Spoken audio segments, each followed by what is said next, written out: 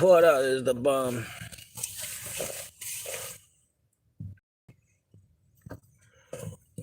I just want to say what up is the bum. Hey, buddy boy. We just want to let you guys know before we hang out with Bob Lazar on his first day at the job. Like and subscribe. And yeah, appreciate that very much. Just like and subscribe. And now's an opportunity to panhandle. So we'd appreciate any financial support via Cash App. Hit us up at Help the Bum on Cash App. So yeah, this is our panhandling moment. We just want to panhandle real quick on YouTube. You can go ahead and send us some love, some cash via Cash App at Help the Bum. Appreciate y'all. All right, let's hang out with Bob and see how his first day on the job was. Fucking work, man. Who really fucking wants to work, brother? Good evening, everyone. You're in the right place at the right time. This is Coast to Coast AM, blasting out of the Mojave Desert like a shuraka, blazing across the land, into your town, into your home, slamming into your radio like a supercharged nanoparticle of unobtainium. Greetings from the boldest, bawdiest, most outrageous city in the world, the planetary capital of sun, fun, sin, sex, and secrets, my not-so-humble hometown, Las Vegas, Nevada. My name is George Knapp, your occasional host, designated driver of the airwaves, and moderator of tonight's upcoming conversation. Tonight, we take a step back in time, 25 years to be exact. 25 years ago this month, something happened here in the Nevada desert that caused changes on a tectonic level for the world of ufology.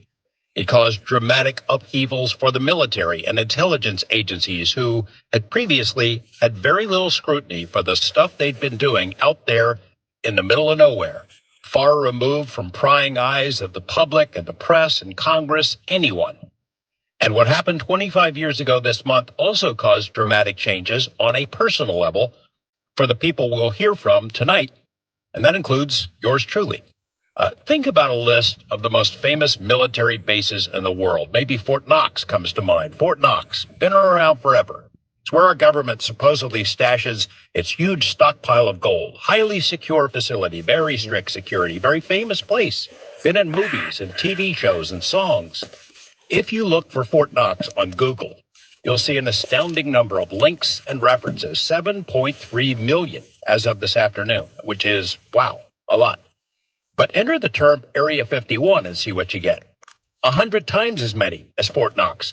706 million results for Area 51. That base, which at various times the government has disavowed, or pretended didn't exist, or pretended didn't have a name, a place that was shown on maps and then vanished from those maps. It's an oxymoron of the highest order, a secret place, classified, off limits. Yet it has certainly become the most famous secret place in the world, which is sort of odd. Not much of a secret anymore. It's been the subject of dozens of books, thousands of news articles, untold numbers of TV news stories and specials, several motion pictures. These are major movies, as well as schlocky, low-budget thrillers. It's the only base in the world that's inspired rock and roll bands, bars, songs, poems, countless products, from alien jerky to Bob Lazar Christmas ornaments to shot glasses, T-shirts, ashtrays, maps, handbooks, keychains, a blow-up love doll. There's now an extraterrestrial highway running past the base. It's been sanctioned by the state of Nevada as a tourist attraction. Our AAA baseball team here in Las Vegas is the 51s. Area 51's been the theme for our Nevada Day celebration, Nevada's birthday, that is. It is quite simply the best-known military base in the world. It's known everywhere, every continent, in every culture on this planet. Every news organization in the world has beaten a path to Area 51's door, and still, every day, 25 years later, every single day, there are people out there on the perimeter of the base with their radios and their binoculars and telescopes and other kinds of gear, staring into the skies, looking for whatever it is that might be zipping around, whether that's secret airplanes or flying saucers or whatever. and at the same time trying to keep themselves from running afoul of the legendary camo dudes who were out there patrolling the base. And all of this hoopla can be traced directly to one guy. That's my word. I mean, Area 51, the base, has been around since 1955. 55. It was no secret to aerospace types or people who had worked out there or the people who lived on its perimeter. No secret to the Russians, because they flew these spy satellites over the base on a regular basis. It was no secret to a handful of Nevada journalists who's written a story or two about it. But when Bob Lazar told his story to KLAS-TV in 1989, everything changed. Everything. Things changed for him, too, and not in a good way. Though the fact that he is still alive today suggests that he probably did the right thing by stepping forward. To set the stage a bit further, I can tell you that prior to 1989, I was considered a straightforward news reporter. My career was on an upward path. I was working at a terrific news market, maybe the best news market in the country. KLAS-TV is the best news organization in the state of Nevada. I covered all the usual stuff you might expect. Organized crime, crooked politicians, sex scandals, bad cops, murders, bikers, fires, pot farmers, crack peddlers, you name it. I was generally respected. I was on my way up. And then along came Area 51. John Lear, Bob Lazar, Gene Huff, and everything changed. My buddies. Thank goodness I had the support of a great news organization, because it was rough sailing there for a long time. The public ate this stuff up, as you all know. My colleagues in journalism just couldn't help themselves in taking pot shots at something that they clearly did not understand and which they've never put much effort into figuring out. I guess it's far easier to make wisecracks and jokes than to sit out there in the dark watching the skies, dodging patrols and coyotes and dust devils, or interviewing the witnesses or reading about it. 25 years later, not a day goes by when someone does not ask me about Bob Lazar or Area 51 or flying saucers. And whenever I cover a story on some other topic that makes someone mad, which happens on a regular basis, given the nature of the work that I do, Area 51 and little green men is what they dredge up to try and attack my credibility. Kind of comes with the territory. I'm not thin-skinned about it, but it does amaze me how little the critics know about the story or the assumptions they make about the people who were involved from the beginning. There is an amazing amount of bad material out there. Phony authorities, misinformation, deception, character assassination, and flat-out lies. And we're going to cover all of it. Tonight, to mark 25 years since the story broke, I did my best to coax Bob Lazar into coming back to speak with us about the wild ride that he's been on with a handful of people along for the ride, including Lazar's close friend, Gene Huff, who was part of this story from the beginning. If you've been on the fence about the Area 51 story, maybe we can address some of the questions that are floating around in your head. Webmaster Tim Binnall and I put together a collection of material directly related to our discussion tonight. You can find it and a lot more on the Coast to Coast website, some of it under Naps News, and some of it might be best to digest after you hear the show instead of during, because there are some lengthy segments there. And, some of this material is going to test the limits of your home computer, I think, too. For one thing, there's a terrific panorama of Area 51, Groom Lake, a.k.a. Dreamland, the ranch, the box. It's known by many other names, a place that, doesn't exist. This was put together by an avid investigator, a military watchdog. His site is lazygranch.com. Those who know the Bob Lazar story know that he reported working at a facility that's part of the Area 51 complex, but separate from the main facility at Groom Lake. It was designated as S-4, adjacent to Papoose Dry Lake, south of Groom. The military has always denied they had anything ever at that site, let alone a facility built into the side of the mountain designed to look like the desert floor, which is what Bob Lazar says he saw. A guy named James Wildermuth used Google Earth to look around at Papoose Lake and found what he thinks are the outlines of 9 hangar doors in the desert. He produced a video to share his findings with the world, and tonight we are sharing it with the Coast audience for the first time. Let me know what you think. Fucking bring the aliens! Not familiar with Bob Lazar's tale or how it all started, there are 2 stories that I wrote. One is a magazine piece that came out this month telling how sort of I became ensnared by this whole mystery surrounding the base and Bob Lazar. And we dug up an oldie but a goodie, the original news report in which Lazar revealed his identity to the world. It's about 15 minutes long, which, if you think about it, that's pretty amazing length for a TV news story. More amazing is the fact that I had brown hair back then, so don't be shocked. Thought you might enjoy seeing the story as it unfolded back in November 1989. Yeah. We've been trying to post a video that was sent to me by a producer and editor, an enhanced version of a saucer-like object which Lazar and his friends videotaped outside Papoose Lake, March 1989. I think we're having some problems with that, but I promise you we'll work on it, and we'll be able to put together maybe a shorter, more digestible version of that clip, have it up by next Sunday when I will also be hosting this program. Also there, a Bob Lazar music video that should be worth a chuckle or two. Go, get it, Hear a clip from that a little bit later. And then finally, a link you might want. It's to a site called alienpropulsion.com. This was created just today as a place where you can write to Lazar, view materials related to his story.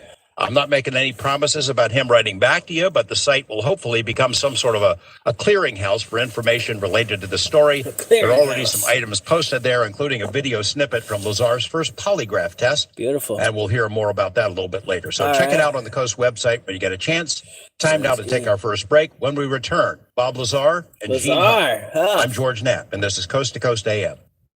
All right, welcome back to Coast to Coast. By now, you think most people who know the Bob Lazar story have made up their minds one way or another. It's like a Rorschach test in a way. They believe him or they think it's baloney. And some think it's government disinformation. Lazar is working with, the men in black. Some think he made it up in order to get attention. A lot of what I would classify as misperceptions or misunderstandings about Lazar start with wildly inaccurate assumptions about him.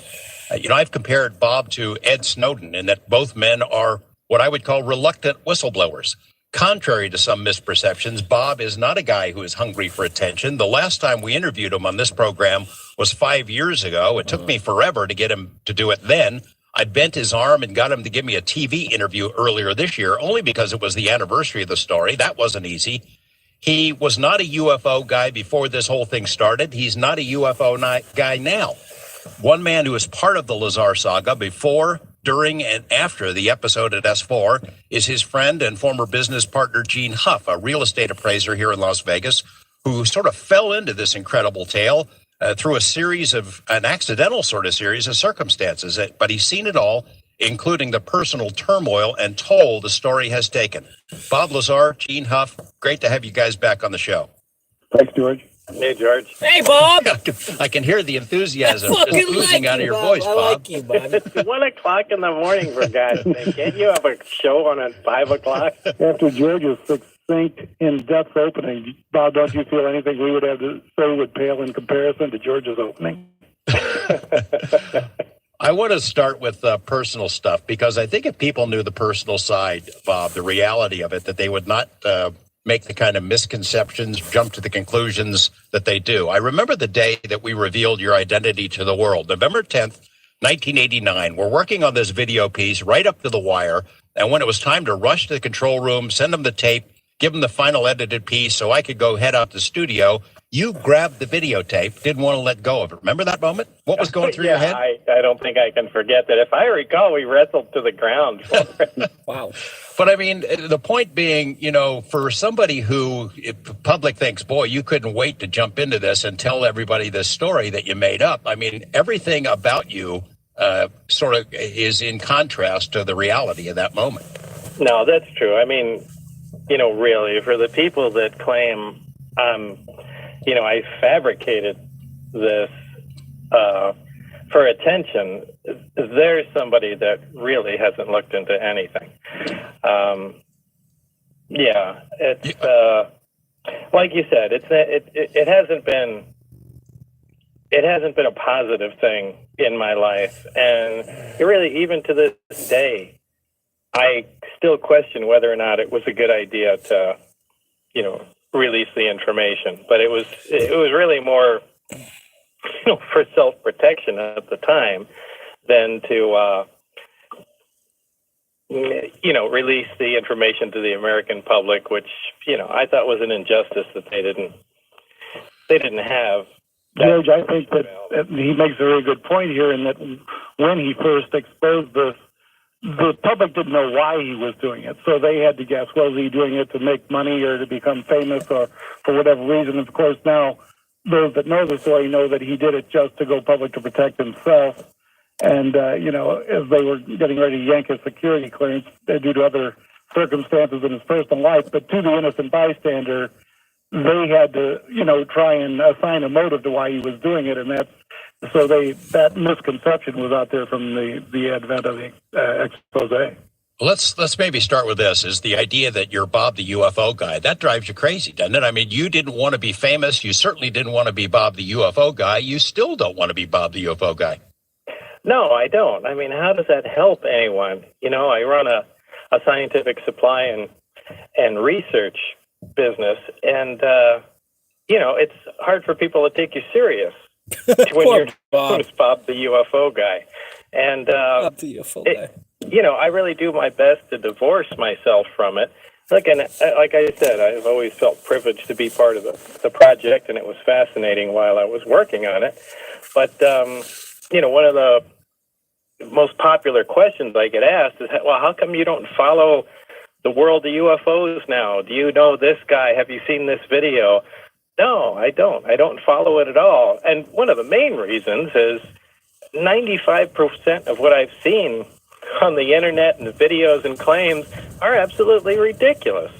So it's just too difficult to sort out the tiny tidbits of true and correct information, especially on the internet, amongst all the silly disinformation, lies, and completely ridiculous stories. What were you doing? Tell the audience what you were doing what you were doing for a living prior to getting hired out there. Boy, I can't remember I think that's when I met Gene, and I was developing photos for real estate appraisers. I had a 1-hour photo mini lab, and actually that was in my house at the time. And I think I was just doing real estate appraisers, which is how I ran into Gene Huff. Gene, why don't you pick up the story there? The fact that Bob does not automatically remember exactly what he was doing before he gets hired out there, somebody would say, aha, man, he's just making this stuff up as he goes along. And you know him. You know him well enough to know why he has difficulties in just simple like stuff like that. And it deals with, the personal side of this story and how it unfolded. Tell me that from your perspective. Well, Bob was a multi-talented guy. So while, yes, he did run jet processing, prior to personal computers and appraisal software and digital cameras, any real estate appraisal had to have 35 millimeter pictures taped with double-sided tape into every appraisal report. And so every real estate appraiser in any locale had either take their photos to a 1-hour photo, or in this instance, we had Bob the photo guy who would come to all the appraisal offices and pick up your film and return with all of your prints for real estate appraisal. So he was known as Bob the photo guy to all the real estate appraisers, but at that same time, Bob the photo guy would pull up in a Firebird with a jet engine in it, So he wasn't your average guy, and he did other things. He had a rail jet dragster, and he was doing a music video production, and a very diverse range of interests and abilities. But to the innocent bystander at a real estate appraisal office, he was Bob the photo guy, and for a day-to-day job, it was just, it was just the photo processing at that time. I mean, there was a lot of other stuff before and after, but and he had worked at Los Alamos and Fairchild Electronics, and prior to that, this was just a little interim, business that he ran out of his home, as he said before. And you were applying for other stuff that led you out there, right? You apply. Who did you apply with? Well, I had taken, after I left Los Alamos and, in fact, started up photo business. It's kind of like I wanted to break from science and technology, which I did for a few years, and then kind of got the yearning to go back. So I'd applied to other national labs and one person that I applied to, which turned out to be extremely significant, was Ed Teller, the father of the hydrogen bomb. Now, I had run into Ed Teller while I was working at Los Alamos. He was giving a lecture there at the facility, and it was in the Los Alamos paper.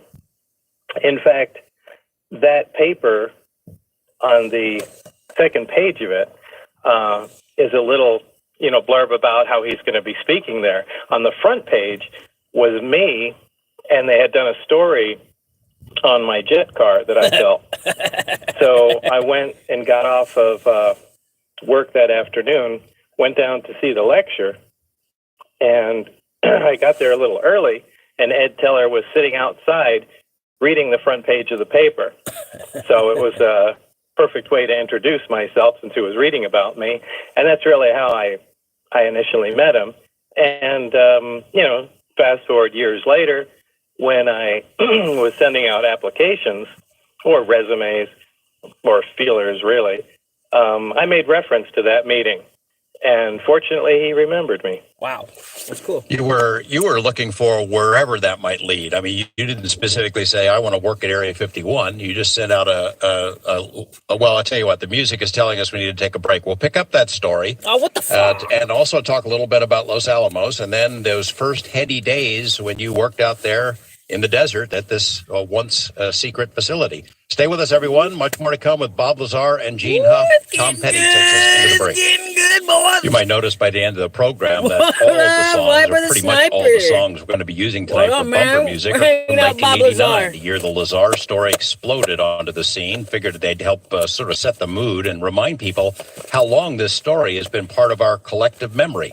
That Tom Petty tune and this Don Henley hit work on multiple levels. End of the Innocence. 1989 is when the legacy of lies told by our government about UFOs came crashing down around our heads. My head, certainly, maybe yours. Certainly true for Bob Lazar and Gene Huff and a couple of others we're going to talk about tonight, including a man named John Lear. More on that a little bit later. When we come back, we pick up the tale about Lazar's work at Los Alamos and then his first day on the job out there in the Nevada desert. Stay with us. Much more to come here on Coast to Coast AM. Woo! Can't wait. Welcome back. We're chatting with Bob Lazar and Gene Huff about Lazar's incredible journey that ended up with him working at a secret base in the Nevada desert.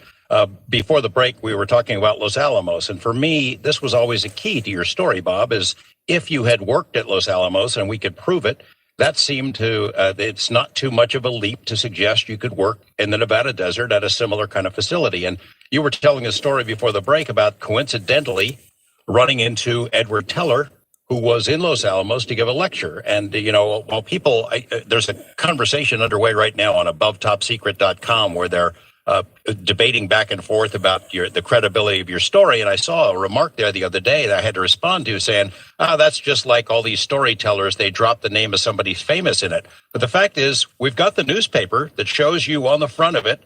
And it says you're a physicist at Los Alamos. It's a story about how you'd put a jet engine in a Honda.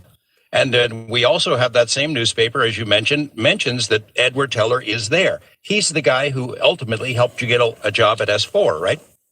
Yeah, that's correct. And, as you mentioned, I didn't request working at Area 51. I had no idea the place existed, and that really wasn't my aim.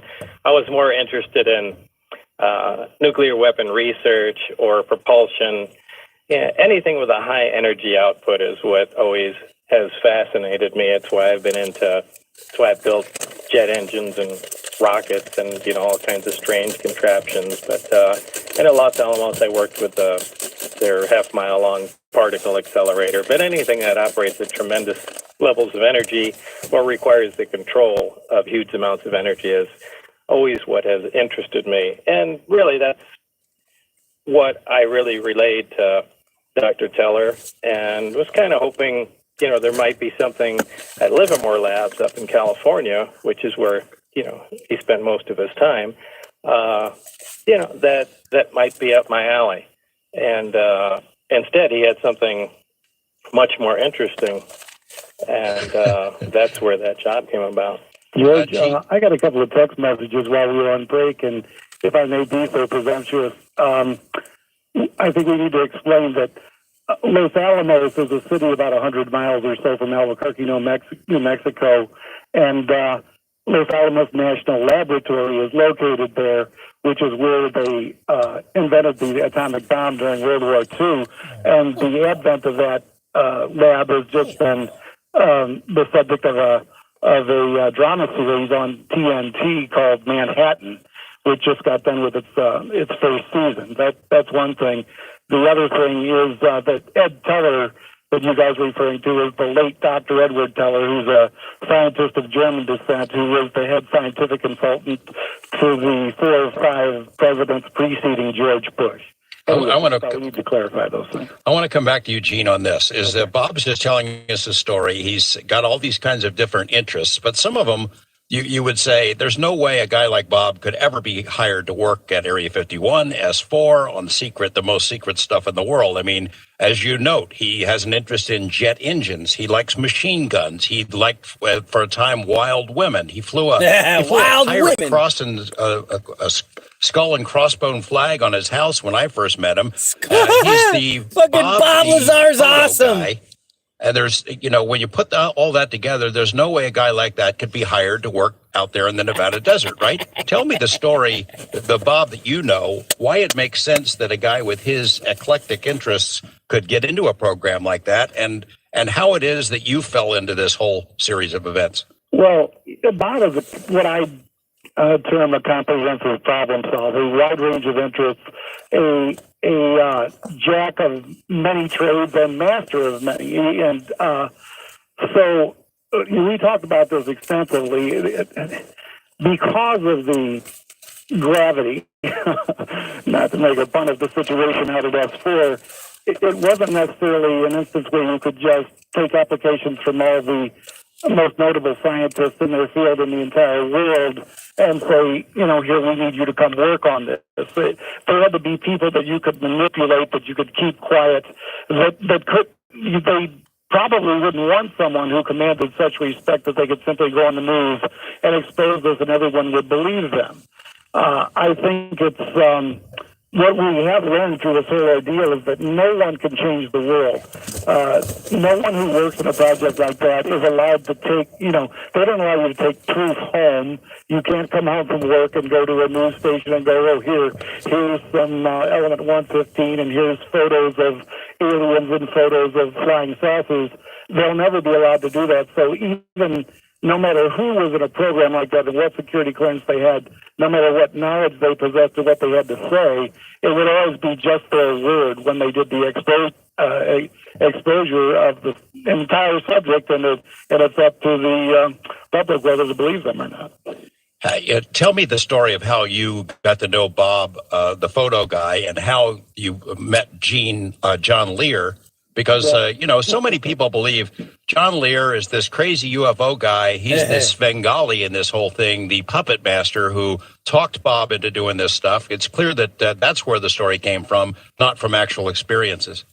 Well, John is an award-winning pilot. I mean, he's the piloted L-1011 jumbo jets and is the son of Bill Lear, the man who invented the Lear jet and the 8-track tape player and many other things. And so while I was working as a real estate appraiser, I was watching television, and there was a show on called On the Record, which was hosted by you, George Knapp. And on there you had John Lear as a guest. And I remember all the subjects Lear talked about, including that the late comedian Jackie Gleason had a house in Florida that was shaped like a flying saucer, and so he was buddies with Richard Nixon, and they talked in depth on the subject. And so Bob and his wife had the photo contract for developing photos for our appraisal office. And Bob's ex-wife Tracy had told us that Bob worked at Los Alamos, and what a wide range of interests he had. And I told him about seeing this guy named John Lear on television, and Bob poo-pooed it and thought it was the stupidest thing he'd ever heard. So I called John Lear to see if he could give me further information, and he was pretty standoffish. And then when I told him I was a real estate appraiser, he had a good-sized estate over in the Las Vegas, and he cut a deal that I'd come over and appraise his estate, and in return he'd give us all kinds of UFO videos and documents and things he had amassed over the years. And so I invited Bob to go with me, and Bob posed as my assistant when we went and measured and photographed Lear's house. And when we were in Lear's den, I mentioned in passing that Bob was a scientist that worked in Los Alamos, and Lear was smoking his pipe and looking down at books and really treating us as excess baggage. And then about the third time I brought up that Bob had worked in Los Alamos, John heard me, and of course then John's interest perked up, and and he's never stopped talking about Bob since that moment, I don't think. Bob, you like John, but you don't necessarily endorse everything he says. When people regard you and say that you are a creation of John Lear, what do you say to him? That's insane. Come on. Now, I do like John. John's a good friend, but you know, my only complaint with John has always been one thing, that he has no filter. That he can get them in, and John collects a tremendous amount of information, and he's had contacts in the CIA. Well, he's worked for the CIA, and elsewhere in the world, and he amasses just a huge amount of information, and he may give the same credit to somebody that has verifiable connections in the intelligence community. With somebody that says they can see radio waves that lives next door to them. That's actually a book and a novel have the exact same weight to John. Well, you liked John, but you were hostile to the UFO subject. As Gene said, you heard about that stuff on television and you thought it's ridiculous. Yeah, I really did. And, I thought John was crazy for believing all this stuff, and considering who he was an accomplished pilot, as Gene mentioned, and, had been around and, certainly had contact with, people in the intelligence industry. And it was mind-boggling that John Lear believed this UFO nonsense.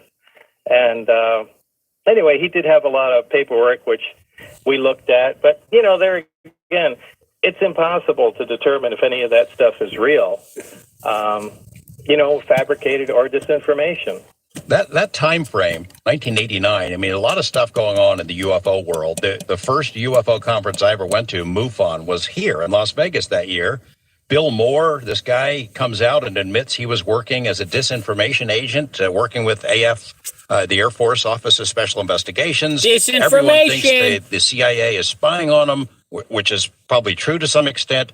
And now, years later, a lot of people believe you were working for these guys. I looked at video that we posted on this web link that I mentioned at the beginning of the program. When you did your polygraph exam for us, for the story, you were wearing a T-shirt that had the CIA emblem on it. It was, I know that your sense of humor, you were just poking fun. But you hear that all the time. You're working for the government. I mean, address that idea that you worked for them to spread this story as some kind of a disinformation plot. Yeah, again, that's silly. And really, if that was the case, I'm owed an awful lot of back pay. But, in all seriousness, that's you'd have to know me on a personal level. I would never participate in something like that. George, to what end? I when people say that, I wonder, what would they be hiding? Where would that be advantageous to spread disinformation, implying that we had hardware from another star system, from another type of being in the universe? How could that benefit whatever they were actually trying to hide, and how could whatever they're trying to hide be more important than that? Well, I've heard them say... We pretty much know everything that's going on at Area 51. They do a terrible job at keeping things quiet. Like, even when the stealth fighter was under development, most people knew what was going on. I mean, we know that they have Russian fighters out there that they, practice. Well, they take apart too. But, there's a whole host of things, from new fighter development to other weapon development. They've done some chemical warfare testing. I mean, what in the world would that be useful for? Well, what the argument has been made is, well, it distracts attention away from something else that was secret going on out there. And since your story has come out, CIA has gotten a lot of mileage out of saying, oh, yeah, all those UFOs you were seeing, that was us. It was U-2, it was SR-71, planes which looked nothing like flying saucers, by the way, but that was all us.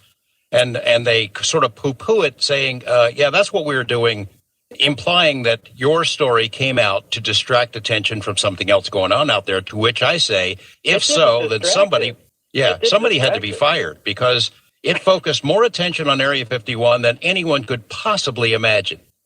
Even the Russians changed satellite orbits right, since the story came out. So, I mean, saying that that's to distract from something at Area 51 is ridiculous. It put Area 51 under the microscope by every person that had even a remote interest in it. Talk to me.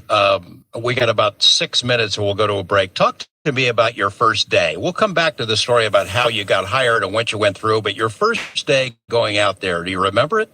Yeah, of course. Now, my first day going out to Area 51 to sign documents and security, or my first day driving down in the bus to S-4. Let's go the first day of the bus trip. Okay, that was I'd flown into Area 51, and we got on a bus, which was a navy blue school bus type vehicle with the windows blacked out, not the front windshield. And we drove about, what I estimated was about 10 to 15 miles south of Area 51. It was really kind of hard to judge distances and directions, but I'm convinced that's the direction we took. And we came out to another large dry lake, which is Papoose Dry Lake bed. And as we pulled up, it's not really a mountain, but it's a rise in a hill with a somewhat steep side to it. And as we pulled up there, you could see, only when we got close, that there were large hangar doors in the side of the mountain, and that they had really been cleverly disguised with a sand texture painting on it, or paint, or what appeared to be a sand texture paint on the outside. So certainly from a distance, it would just look like the side of the mountain. Around the edge of that, there was another entrance in, and that was really the first time I had seen the installation there, or even heard about it. There was no briefing telling me where I was going. It was just, come with me. And that was the guy that led me around was my immediate supervisor, Dennis Mariani, who we've talked about an awful lot. Just not yet. We'll get back to him in a moment. So is that your second time? You had one day when you came and signed the papers and all that stuff, and then this is your second time going up to that facility? Blurred together. I can't remember exactly what I did on the first day versus the second day, because, I was tremendously excited once I saw what was going on. Didn't you have to go into the nurse where you drank the stuff that tastes like pine smells and all of that medical stuff, because you would be exposed to things out there you might be allergic to, things that aren't just found everywhere? Yeah, that was this first day when I had to have a somewhat abbreviated medical exam, and exactly what they told me was, we're working with some pretty exotic materials here, and they were most interested in what I was potentially allergic to, or what I had known to be allergic to. They gave me a little grid on my arm and did a pinprick test, which was an allergen test for some of the materials I'd be exposed to there.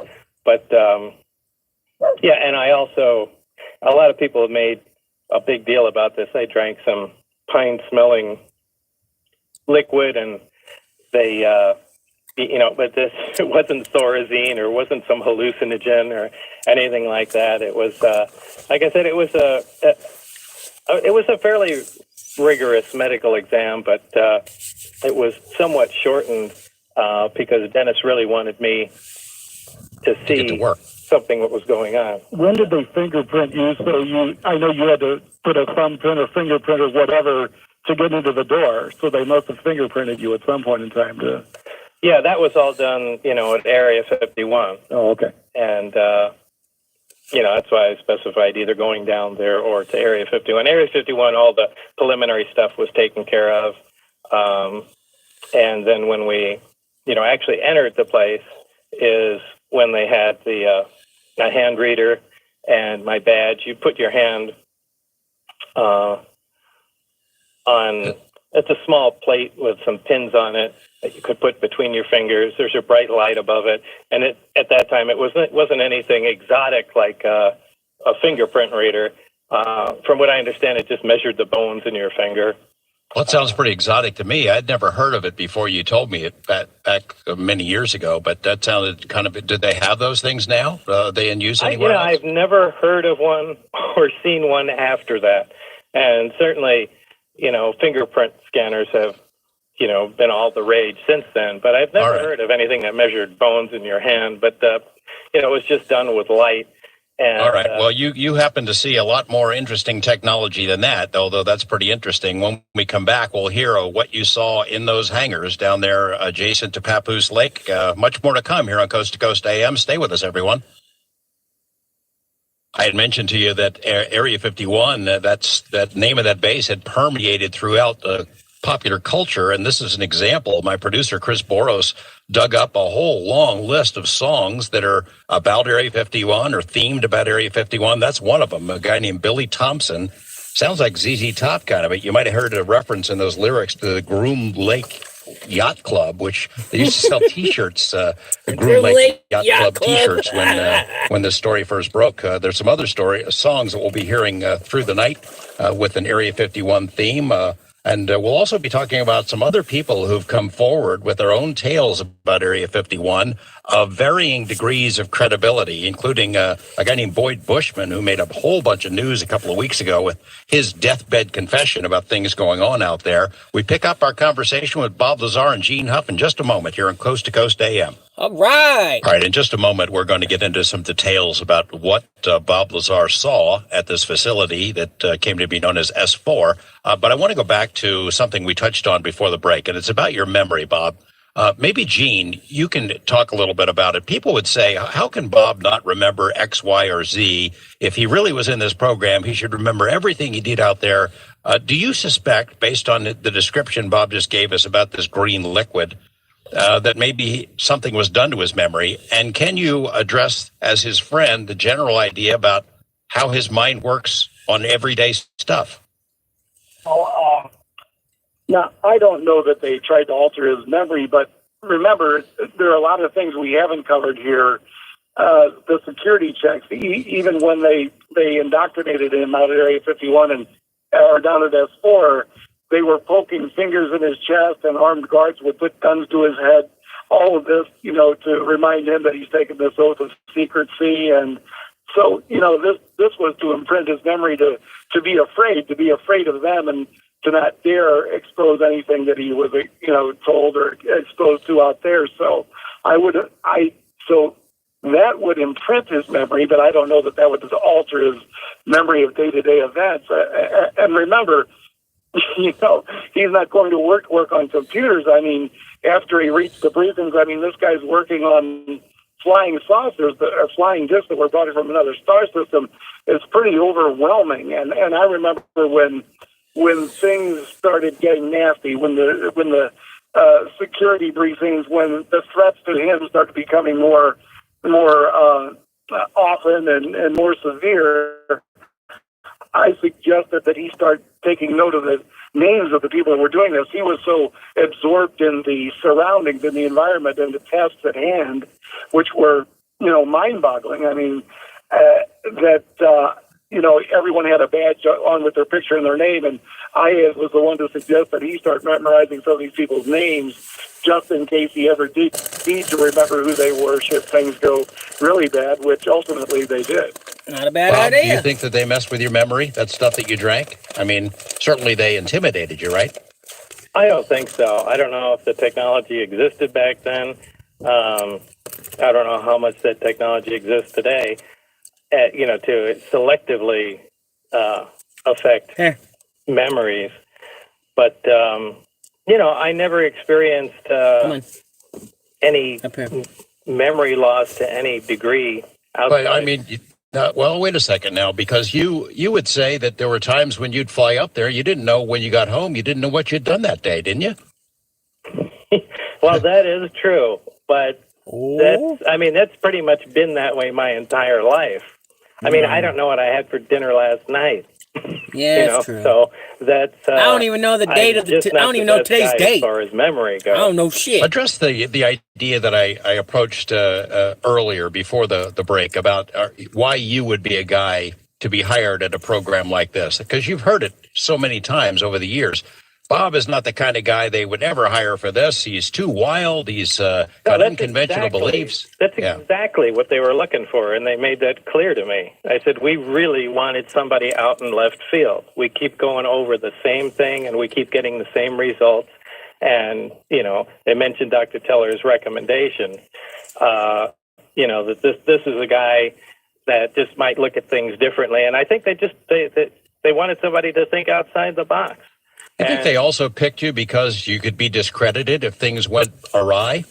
I'm sure that was the case, because I would, as I've always said, I'm an extremely easy guy to discredit. So, if you look at all these things, who else would you pick? George, go ahead. Bob says he can't remember things very well, and you say sometimes he wouldn't remember what he did at work that specific day, but on the whole, I mean, he remembered the specifics of a wide range of information. I mean, think of all of the things this guy has brought forward back then, and of course it's remained the same for the past 25 years. So while, he might not think he's got immediate memory, I mean, don't you think he did a great job of remembering specifics about a wide range of information? Absolutely. What I was getting to is Bob's the kind of guy that... I'd like to clarify that. Sure. I couldn't remember what I did that day. What's up? It's Friday. That wasn't to say that, I got home and I don't remember anything. I mean, we're talking about specifics of what I specifically did that day. I guess the point I was making, Bob, is knowing you well enough after all these years, is you're the kind of guy, I mean, I do the same thing. If I'm thinking about something, I'll drive right by my own house if my head is into something, or, your brain can be preoccupied and you don't remember the kinds of stuff that everybody else would think about, mundane, everyday stuff. Yeah, that's just me, and you have to know me to know that. It's kind of, as people have said it, this guy is the typical absent-minded professor.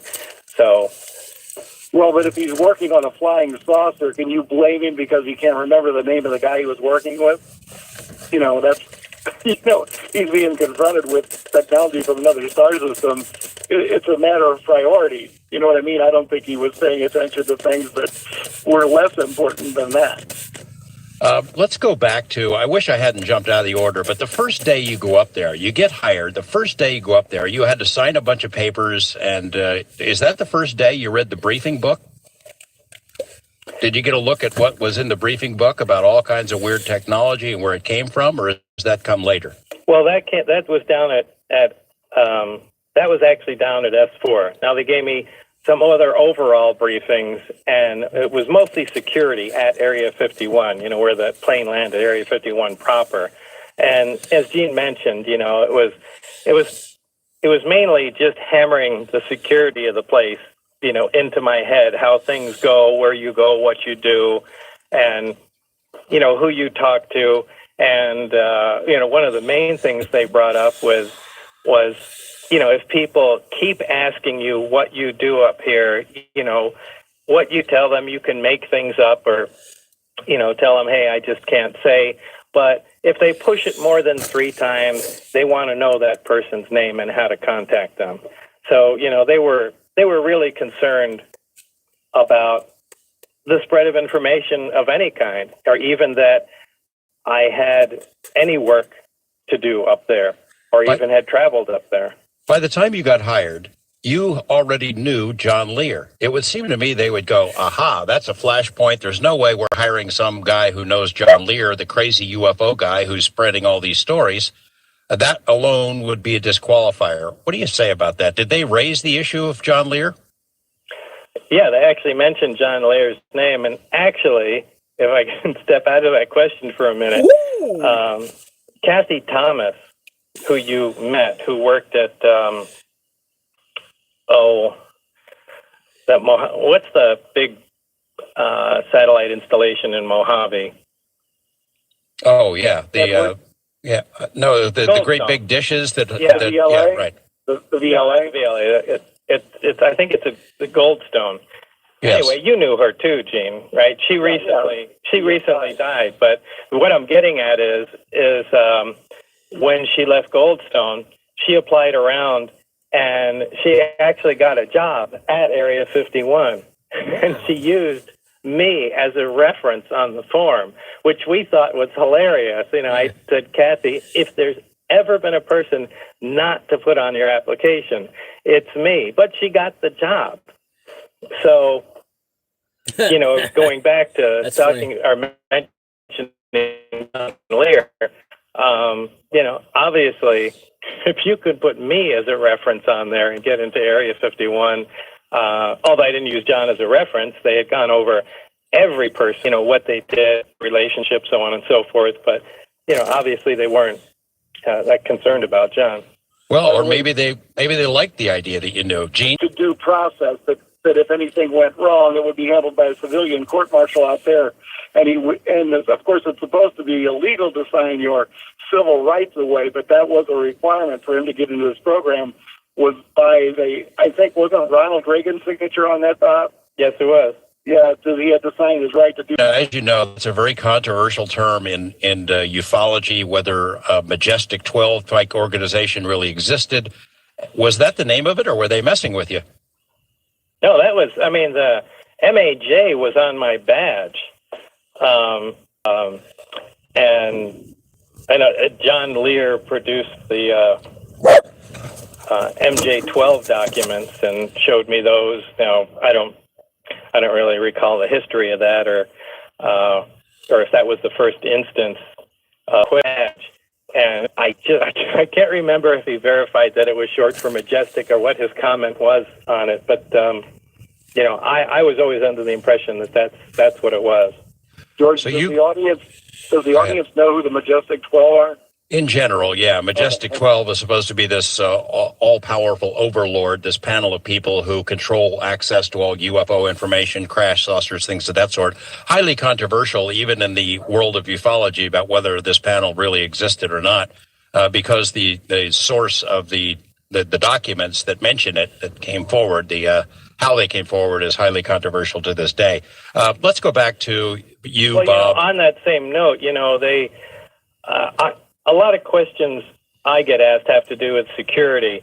And one of them was, my grandfather had the highest security clearance, in whatever force he was in, Army, Navy, or Air Force. And, he would certainly have known about this. You don't automatically get to know everything when you attain high security clearances. They're very specific.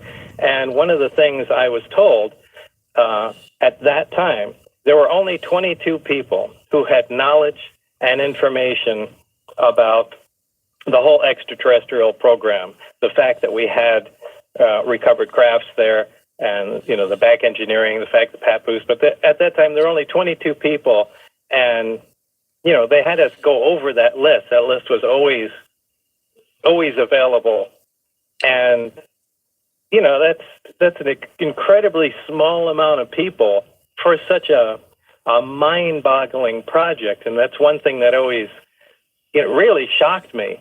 But they were so concerned about security and, the potential leakage that they wanted to keep it as small as possible. But in any case, that was really all the people that knew about it at that time. Let's talk about compartmentalization a little bit.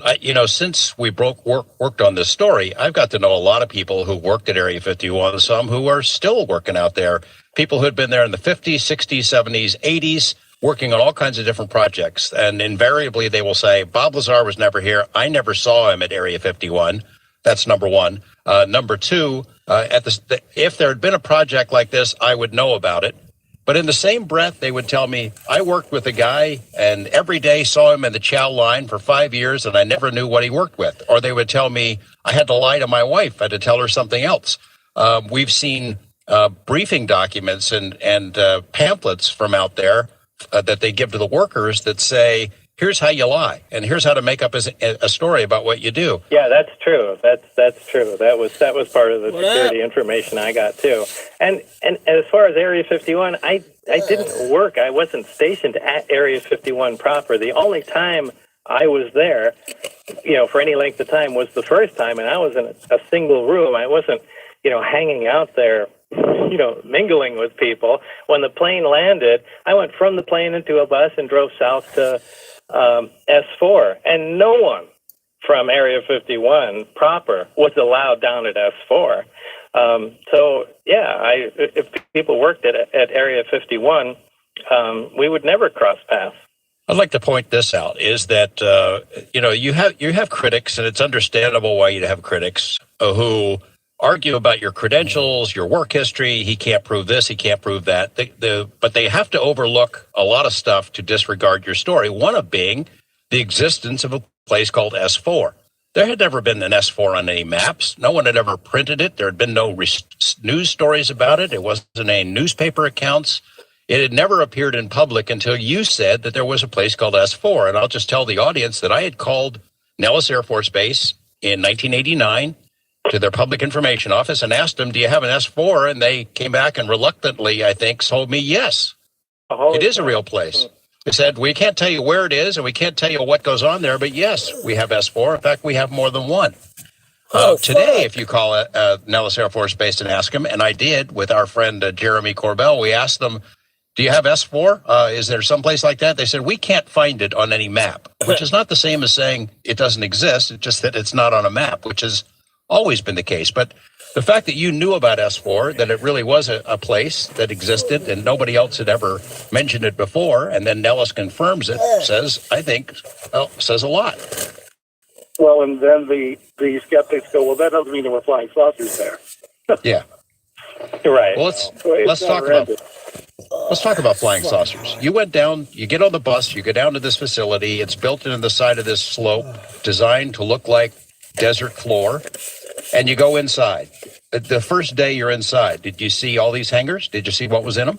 No, actually, we had been driving down around the side of the hangars, and there was, for lack of a better term, an office entrance door that took you down the long corridor into the facility. And this one time I went down, we stopped at the hangar doors because one was open, and clearly in there was a flying disc. And as I've said before, this is, the stereotypical flying saucer. It was very sleek looking. I gave it the name the Sport model later on because of the other units they had there. This was the sleekest looking and, most impressive as far as I was concerned. And we disembarked the bus at that point, and we walked directly through the hangar, and with the express purpose of showing me what was in there. Now, when I walked in there, again, remember, I still am not buying into UFO stories, and I was convinced that I was right at this point, and I thought this fully explained why so many people thought they were flying saucers. I thought, okay, this is our new advanced fighter. It looks like a flying saucer, so people think there are aliens and stuff flying around. I mean, all the pieces fit together, and even when I went by it, it had a little American flag stuck on it, and it all made perfect sense. For a while. Yeah, for a while. Until I realized what we were up to. Wasn't the flag upside down? Yeah, it was. Which indicates what? Well, no, it wasn't upside down. It was backwards. Right. But does that indication that of stress or? I have no idea what that that's means. upside down, I just noted that the flag's backwards stuck on there. That We're going to a break in about a minute, so we got time to still tell the story about the posters. You saw these posters at these offices. What was on the posters? The poster was the craft I was talking about, flying just a little bit above Papoose Lake, and it said, "They're here." And I was always amazed at that time. At that time there were no, it was right around when the internet was new, and there weren't any high quality poster printers like you can pick up now at Best Buy or large format. So these guys actually had to have this stuff printed, because they were regular, like, lithographed posters. They're here, and a picture of the sport model. Somebody's inside joke there. We'll come back and hear more of Bob Lazar's astounding tale right after this. The Flying Burrito Brothers singing about Area 51. Take us into the break. The fucking Flying Keep on Burrito rocking Brothers. in the free world. One of Neil Young's angriest, most sardonic, and most biting social commentaries. Neil obviously not too happy with the way things were going back in 1989 when that story was released, and when that song was released. And I think the same could be said of Bob Lazar and Gene Huff, because things got pretty ugly for them and their immediate associates as well, once Lazar started talking about the things he was seeing at the S-4 facility in the Nevada desert. We're getting into the heart of the Lazar tale right after this on Coast to Coast AM. Moments ago, Bob Lazar was telling us about being out at this facility called S-4, seeing what he later dubbed the sport model, sitting there in the hangar, and thinking to himself, well, that explains why we have so many UFO reports. It's because it's a secret program. It's one of our jets designed to look like a flying saucer. Bob, at what point did you realize we didn't make it?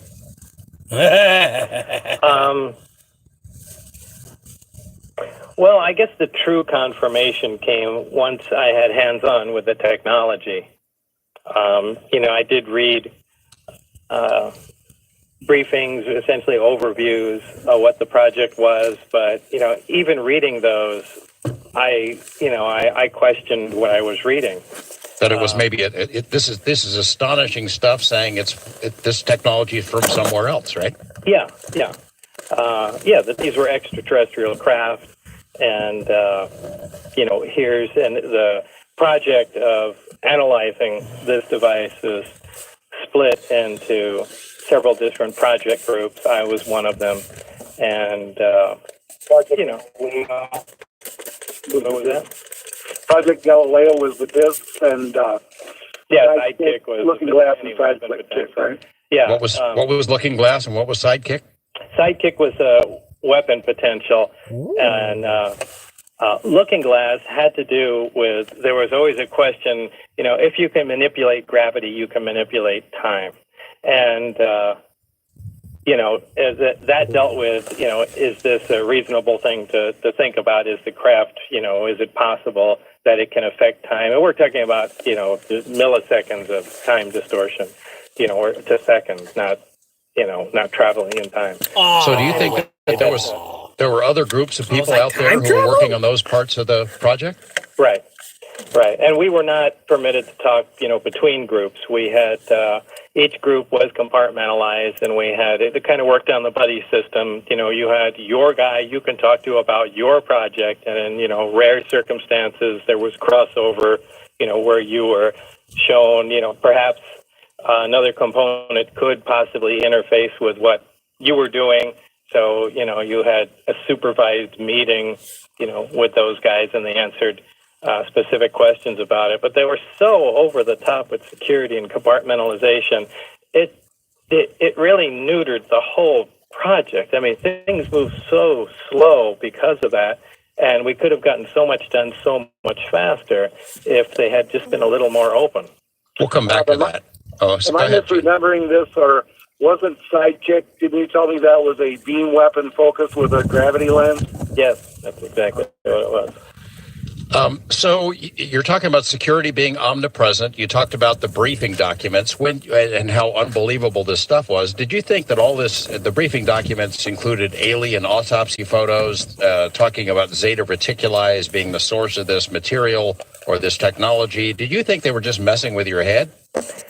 Yeah, I thought that was a distinct possibility, because there was so much of this information. It was so outlandish, and I had no idea really what what they were trying to push here. So, I digested what I could, and, we continued on. This was very early in, my introduction to what's going on. But when the day finally came, that I, met my partner, Barry was his name, and we, had hands-on work in the lab. He was anxious to show me where we were, what we were doing.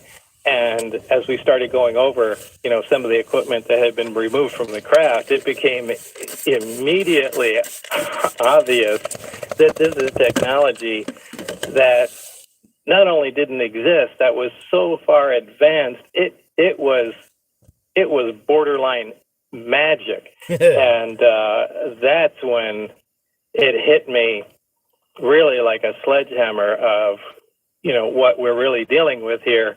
And, rewrote my entire thought process about UFOs, extraterrestrials, and the technology involved with it.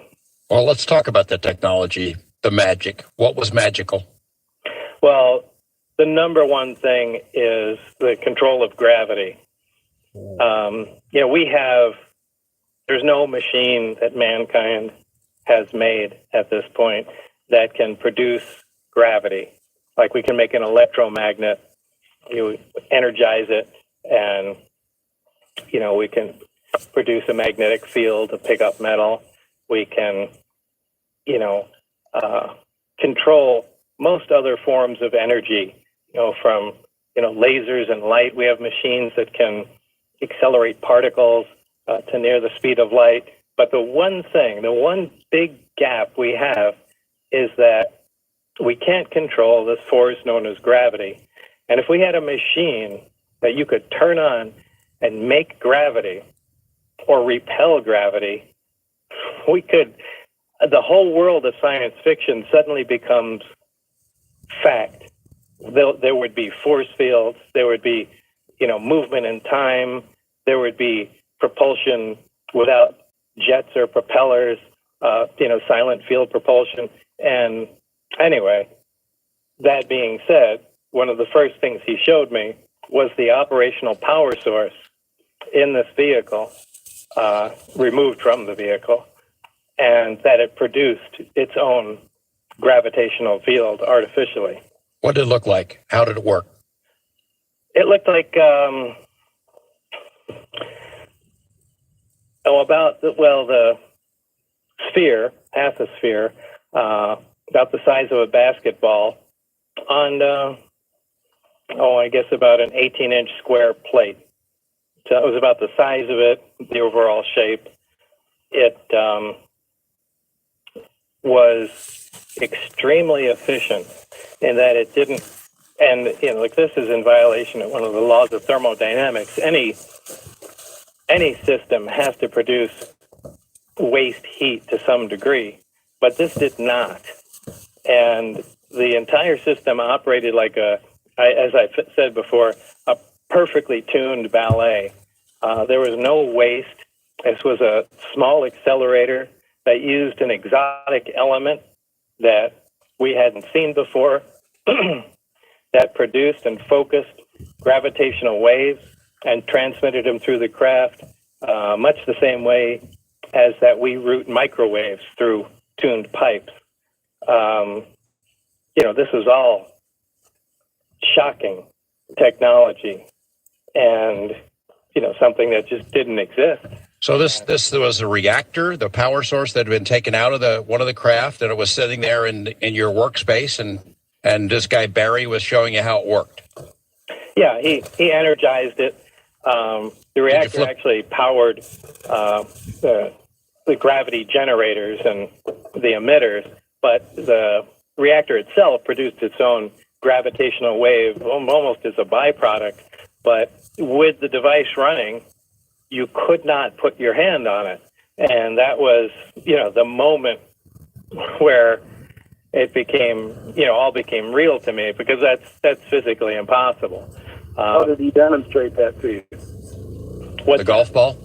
The golf ball. But, to get the feeling, it felt exactly like if you ever take two large magnets with like poles and try and, push them together. It's kind of a little rebound, and it becomes more difficult the closer the magnet gets to it. But that was occurring with my hand against this device, so it was really shocking. And to show me that the field was elastic to some degree, Barry took a golf ball and threw it at it, and it rebounded off the field and knocked the ceiling tile out, and we were both in temporary panic to get the ceiling tile replaced before security came by and saw that we were, goofing around. But in any case, that was the device and the moment where everything changed in my mind. There's a story you've told me and told Gene before about an experiment or a demonstration with a flame that really cemented it. I think the audience would like to hear that one. Yeah, this still really makes no sense to me, and I had witnessed it. The reactor itself indirectly connects to the emitters, which are these three large tubes essentially that hang underneath the craft, and that's what focus and disperses the gravity waves. Anyway, again, one of those was also removed from the craft, connected to the reactor, and Barry lit a candle, and it was sitting there flickering, and at the focal point of the tube, the gravity emitter, he again fired up the reactor, and the flame froze. Now, it continued to emit light, but it wasn't flickering anymore. It was essentially frozen in time, like there was a picture of it. And what's always confused me is you shouldn't be able to see it, because it really did freeze in time through the action of gravity. The photon should stop being emitted, and you wouldn't see the candle anymore, much less the area around it. But it was just a frozen flame just sitting there, and it was mind-boggling. Phase shifted out of time, is that what it was? Yeah, that's essentially how I've described it. And in fact, he went one step further, and I think as I mentioned that, he turned up the power in the emitter, and we took the candle out, and he made a little black area where the light was bent away from it, just a small little sphere looking like a two-dimensional disc, but where you can actually bend light. Now, gravity's the only thing that can do that. So here was a working device or system, really, because it consisted of several parts, where you can artificially produce, focus, and control gravity, which gives you an amazing propulsion system. And gravity and time are, very closely intertwined. So, it really allows you to do things that only exist in science fiction movies. Well, you've heard that since, Bob, is that when some of the details were released, you have scientists who will say, they'll think about it and say, well, gosh, that kind of makes sense. But most of them would say, that's ridiculous. It goes against the law of thermodynamics or whatever. I mean, you understand why people would have trouble with this. Yeah, these are the comments that I made when I saw it. Right. You have some guys that, oh boy, you missed this, and no, I didn't miss any of that. Look, these aren't theories. Some of the things, we call laws are pretty much proven through, experiments and through time that, look, we can call this a law because it's just impossible, to break this law of nature or of physics. And, it's a big deal when one of those things is being violated. So tell me, you mentioned later that there are 9 of these discs, 9 hangers, 9 discs, which you described as the variety pack. How did you get to know that? Did you get to wander around and see them? Now, as we were going out to go into the disc, the hangars have large bay doors all between them, and they were all open. And you could see down into all the other hangars, and every hangar had a disc in it. Each one was different. And in fact, one of them was standing up on its side and had a large hole in it, like they had shot a projectile through it. But like I said, now I don't know the story on the other discs. I was only permitted to work and have knowledge about this one. And like I said, it was the sleekest of them all, which is why I gave it the, nickname, the sport model. But yeah, there were 9 discs in all. And this, from what I was told, had a power system and propulsion system that was common to all of them. And that's about all the knowledge I have about the other discs. You got to see the sport model in action. Yeah, I got to walk in it, see it in action, and take it apart. So I was pretty intimately involved with it. One of the test flights. What was the nail in the coffin of who had been flying this thing? You haven't explained yet when you first entered the sport model what you saw. Well, the reason they were leading me inside was, again, we were involved with the power and propulsion of the craft. And in case the location of these components is critical to the understanding or duplication of the technology, it was important I see where they went, where they were removed from. So that's why I was being led into the craft. And when I went in there, it was extremely sparse. And there were 3 small seats in there. It looked like they were, part of a tea set for a little kid. Those little tables and chairs. But very small. You would think if, a humanoid creature would sit in something like that, he'd have to be about 3.5 or 4 feet tall. So obviously the craft was made for something small. And, that was obvious trying to get in the thing, too. It wasn't comfortable to stand in. You made the remark to me, Bob, in our first interview. You said it had small furniture. Yeah, I used the word furniture because I was being interviewed for the first time there, and I could not think of the word seats. So I was also so concerned about saying this stuff on the air. I was just paralyzed. That was just, a senior moment at the time. But that's why I called it furniture. He said it looked like it was made for a toddler when he first told me. That's how small they were. Yeah, unusually small, like a little kid's place. Well, we can read into that what we will, but you got to see a test. In addition to walking into this craft, you got to see a test, right? Yeah, apparently it wasn't scheduled that way because Barry and I were working in the lab, and Dennis, kind of the overall supervisor from what I've ever been able to ascertain, came in and said, come on, Bob, there's a test in progress. And he took me out of the lab. We went down into the hangar, and the craft was already outside the hangar. I don't know how they got it there, whether they dragged it, rode it, or flew it out there. But it was already sitting on the ground right outside the hangar door, and they were in communication with it with what appeared to me to be an ordinary radio, ordinary VHF radio. And again, this caused a question in my mind, because if this thing's producing an enveloping gravitational field, it's going to bend and distort the radio waves to it. So how are they going to talk to anybody in the craft? But obviously they were. So, there's things I don't know about communication with the craft. But in either case, the craft slowly lifted off the ground.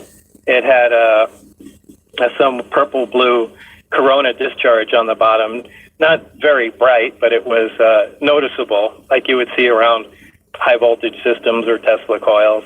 That produced a hiss, and as it lifted about 4 or 5 feet off the ground, that dissipated, and it just stood there motionless in the air, which was incredibly impressive for something large and silent to be sitting there. It moved over to the left and to the right and sat back down. That was the extent of the test. But it was very, very impressive. So it didn't, you didn't get into it and fly to Venus in the blink of an eye, and there weren't aliens sitting in it who welcomed you into the craft? No, it was retrofitted for a human pilot, and it was a very short test. And this is a prized possession. They're not taking this out and joyriding it, or doing anything where they would, potentially lose or damage it. Although I was just kidding about it. I mean, but it could have gone to Venus. It could have gone anywhere. Oh, it could have gone much further than that. Yeah. So, I mean, unlimited capability. If you can bend, well, I'll tell you what, the music tells us we're going to a break. So we'll continue our conversation about the capabilities of this amazing technology. We'll get into the power source, Element 115, and then bring Gene Huff back into the conversation to talk about how the story broke and how your lives were changed forever and threats and all sorts of weird stuff going on. Stay with us. Roxette takes us into the break on Coast to Coast AM. Man, that song just cracks me up every time I hear it. The Bob Lazar song, I think it's a one-man band, a guy named Arthur Unknown, and he's got a music video he produced that goes with it. We posted it on the Coast website if you want to take a look at it. That's a lot of fun. It's one of dozens of songs that have been written about Area 51 since Bob's story came out. Coming up in this hour, we're going to talk a little bit about Element 115, which Bob says powers these craft. We'll talk about why he went public with this story, how it led to death threats and all kinds of trouble for he and friends like Gene Huff. And then we might have a surprise guest call in to join the conversation. Much, much more to come here on Coast AM. Well, we're into the heart of the story right now. And Gene Huff, I'm going to jump out of order. We'll come back to Bob and Element 115 in a moment. Bob just described before the break seeing this test flight of the sport model over off of Papoose Lake, and it flew up a couple of feet. You also saw a test flight of what appeared to have been the sport model. It was from a long way away. Actually, you saw a couple of them. Jumping out of chronological order, tell me about the experience of being out in the desert with Bob after he had told you about these test flights and you seeing one for yourself. Well, Bob took me and his ex-wife Tracy and who else the first time? I guess John Lear. John Lear, right? Yeah, we went out there in John Lear's RV, and Bob knew that the test flights were supposed to happen just after dark on Wednesday nights because it's in the middle of the week in the middle of nowhere, and just basic logic dictates that you wouldn't have problems with any onlookers. And we went out there, and shortly after dark, we were scanning the mountainside, and suddenly a light popped up above the mountain range and just sat still. And I told Bob that I thought that light just popped up there, and he said he thought it was the planet Sirius. And he had binoculars that he was looking around the other way. Planet Sirius. Or the star. Excuse me, the star Sirius. Okay. And then he looked another direction. I said, "Hey, Bob, Sirius just jumped about 5 miles to the right." And he looked up, and that's when we started seeing this disc actually go through its motions of step moves up in the sky. It would stop and glow a little brightly, and then jump to another location. And on the night we got the best look at it, it was actually coming down the Groom mountain range toward us, and it was a peculiar mode of travel to your brain. We're used to seeing cars on a highway or trains on a railroad track or whatever, a light or an object at a certain speed moving toward us, and I guess our brain triangulates that and calculates how far we are from it and whether we're safe or not. Well, with a flying disc, it doesn't travel in a linear mode like that. You'd be looking at it and you blink, and then suddenly it's a few miles closer to you, and then without noticing it happening again, suddenly it's closer to you yet, and then you blink again and it jumps, and this is alarming to your mind's eye because you didn't see it travel towards you, but suddenly it's upon you. And then it got so close one time it glowed, and Bob can explain why it does this, but it glowed very brightly. So to us, it looked like it was going to explode. We backed up behind the trunk lid of the car, and then it glowed back down and flew back down around the mountain range, and went back behind the mountain and hovered for a minute and just popped down just like it popped up. And I should point out there were trips out there, 3 of these trips, 3 weeks in a row. in which multiple witnesses saw these things flying out there. You recorded some video, and I mentioned that at the beginning of the show program. We're trying to post something that's an enhancement of that. But, Gene, for you, you're Bob's friend. You've got to know him really well. Some really strange stuff had happened to the two of you that we'll get into later. But at some point, you had to be wondering, is this guy telling me the truth? And then he takes you out in the desert, and lo and behold, there's a test of what looks like a saucer right in the spot where he said it would be. Well, he's not much of a joker. I didn't really suspect that he was lying prior to that, but of course you want to see some proof. In fact, I was telling him after I found out that he was in the program, what he was doing, I started reading all kinds of UFO information, about the Roswell crash in the 40s and the Russian sightings in the 50s and all these things. I said, I just, if all that was happening then there must be something going on somewhere right now, and that's where I want to be. And he said, what are you doing on Wednesday night? That's why I invited you out there with him. Mm. And but wow, seeing it and having it confirmed, it must have been sort of like Bob's moment of clarity when it all comes crashing down on his head. Oh my gosh, this is real. Yeah, it was exhilarating to me. I mean, I was fortunate enough to see a craft from another star system fly right out here in southern Nevada. It was an important moment of my life, probably second to the birth of my son, one of the most important moments of my life. Well, it sort of goes back to what I was hinting at the beginning of the program. Bob takes so much grief from ufologists and people outside of ufology. Well, where did he work and where did he go to school? And for me, it's a matter of keeping your eye on the ball. The key for me are there flying saucers out there being tested in the desert? And that's the central question. And it seems to me that Bob knew a heck of a lot of stuff that he should not have known if he hadn't been out there. He knew about the test flights, when they would occur, where they would occur. He knew about the existence of a place called S-4 that had never been made public. Some things we haven't got into. He knew about an agency called the OFI, Office of Federal Investigation, which did the background check on him. He knew about the name of the man who came to do the background check, a guy named Mike Thigpen, who we believe is still alive. All that was real. And you have to wonder, well, how did he know it if he wasn't in the program? Bob, I want to go back to, did you want to say something there? Well, I just wanted to say, some people don't even think Bob worked at Area 51 or S-4. So, and Mike Thigpen of the OFI, which is the Office of Federal Investigation, which is the Office of Personnel Management out of Pennsylvania. What was Mike Thigpen doing at Bob's house? He was witnessed there by Shelley Ball, I think, and certainly by Tracy, Bob's ex-wife. They saw this man and another man come, go through Bob's papers and belongings and, his entire house just to see what he's got and what he's up to. Now, if Bob wasn't in a secret project, what were these guys doing coming to his house in the middle of the night? Let's go back to the technology and the power source, Element 115. At the time that, Bob, you first told me this story and told it to others, Element 115 did not exist. It exists now. It's been synthesized in a different form.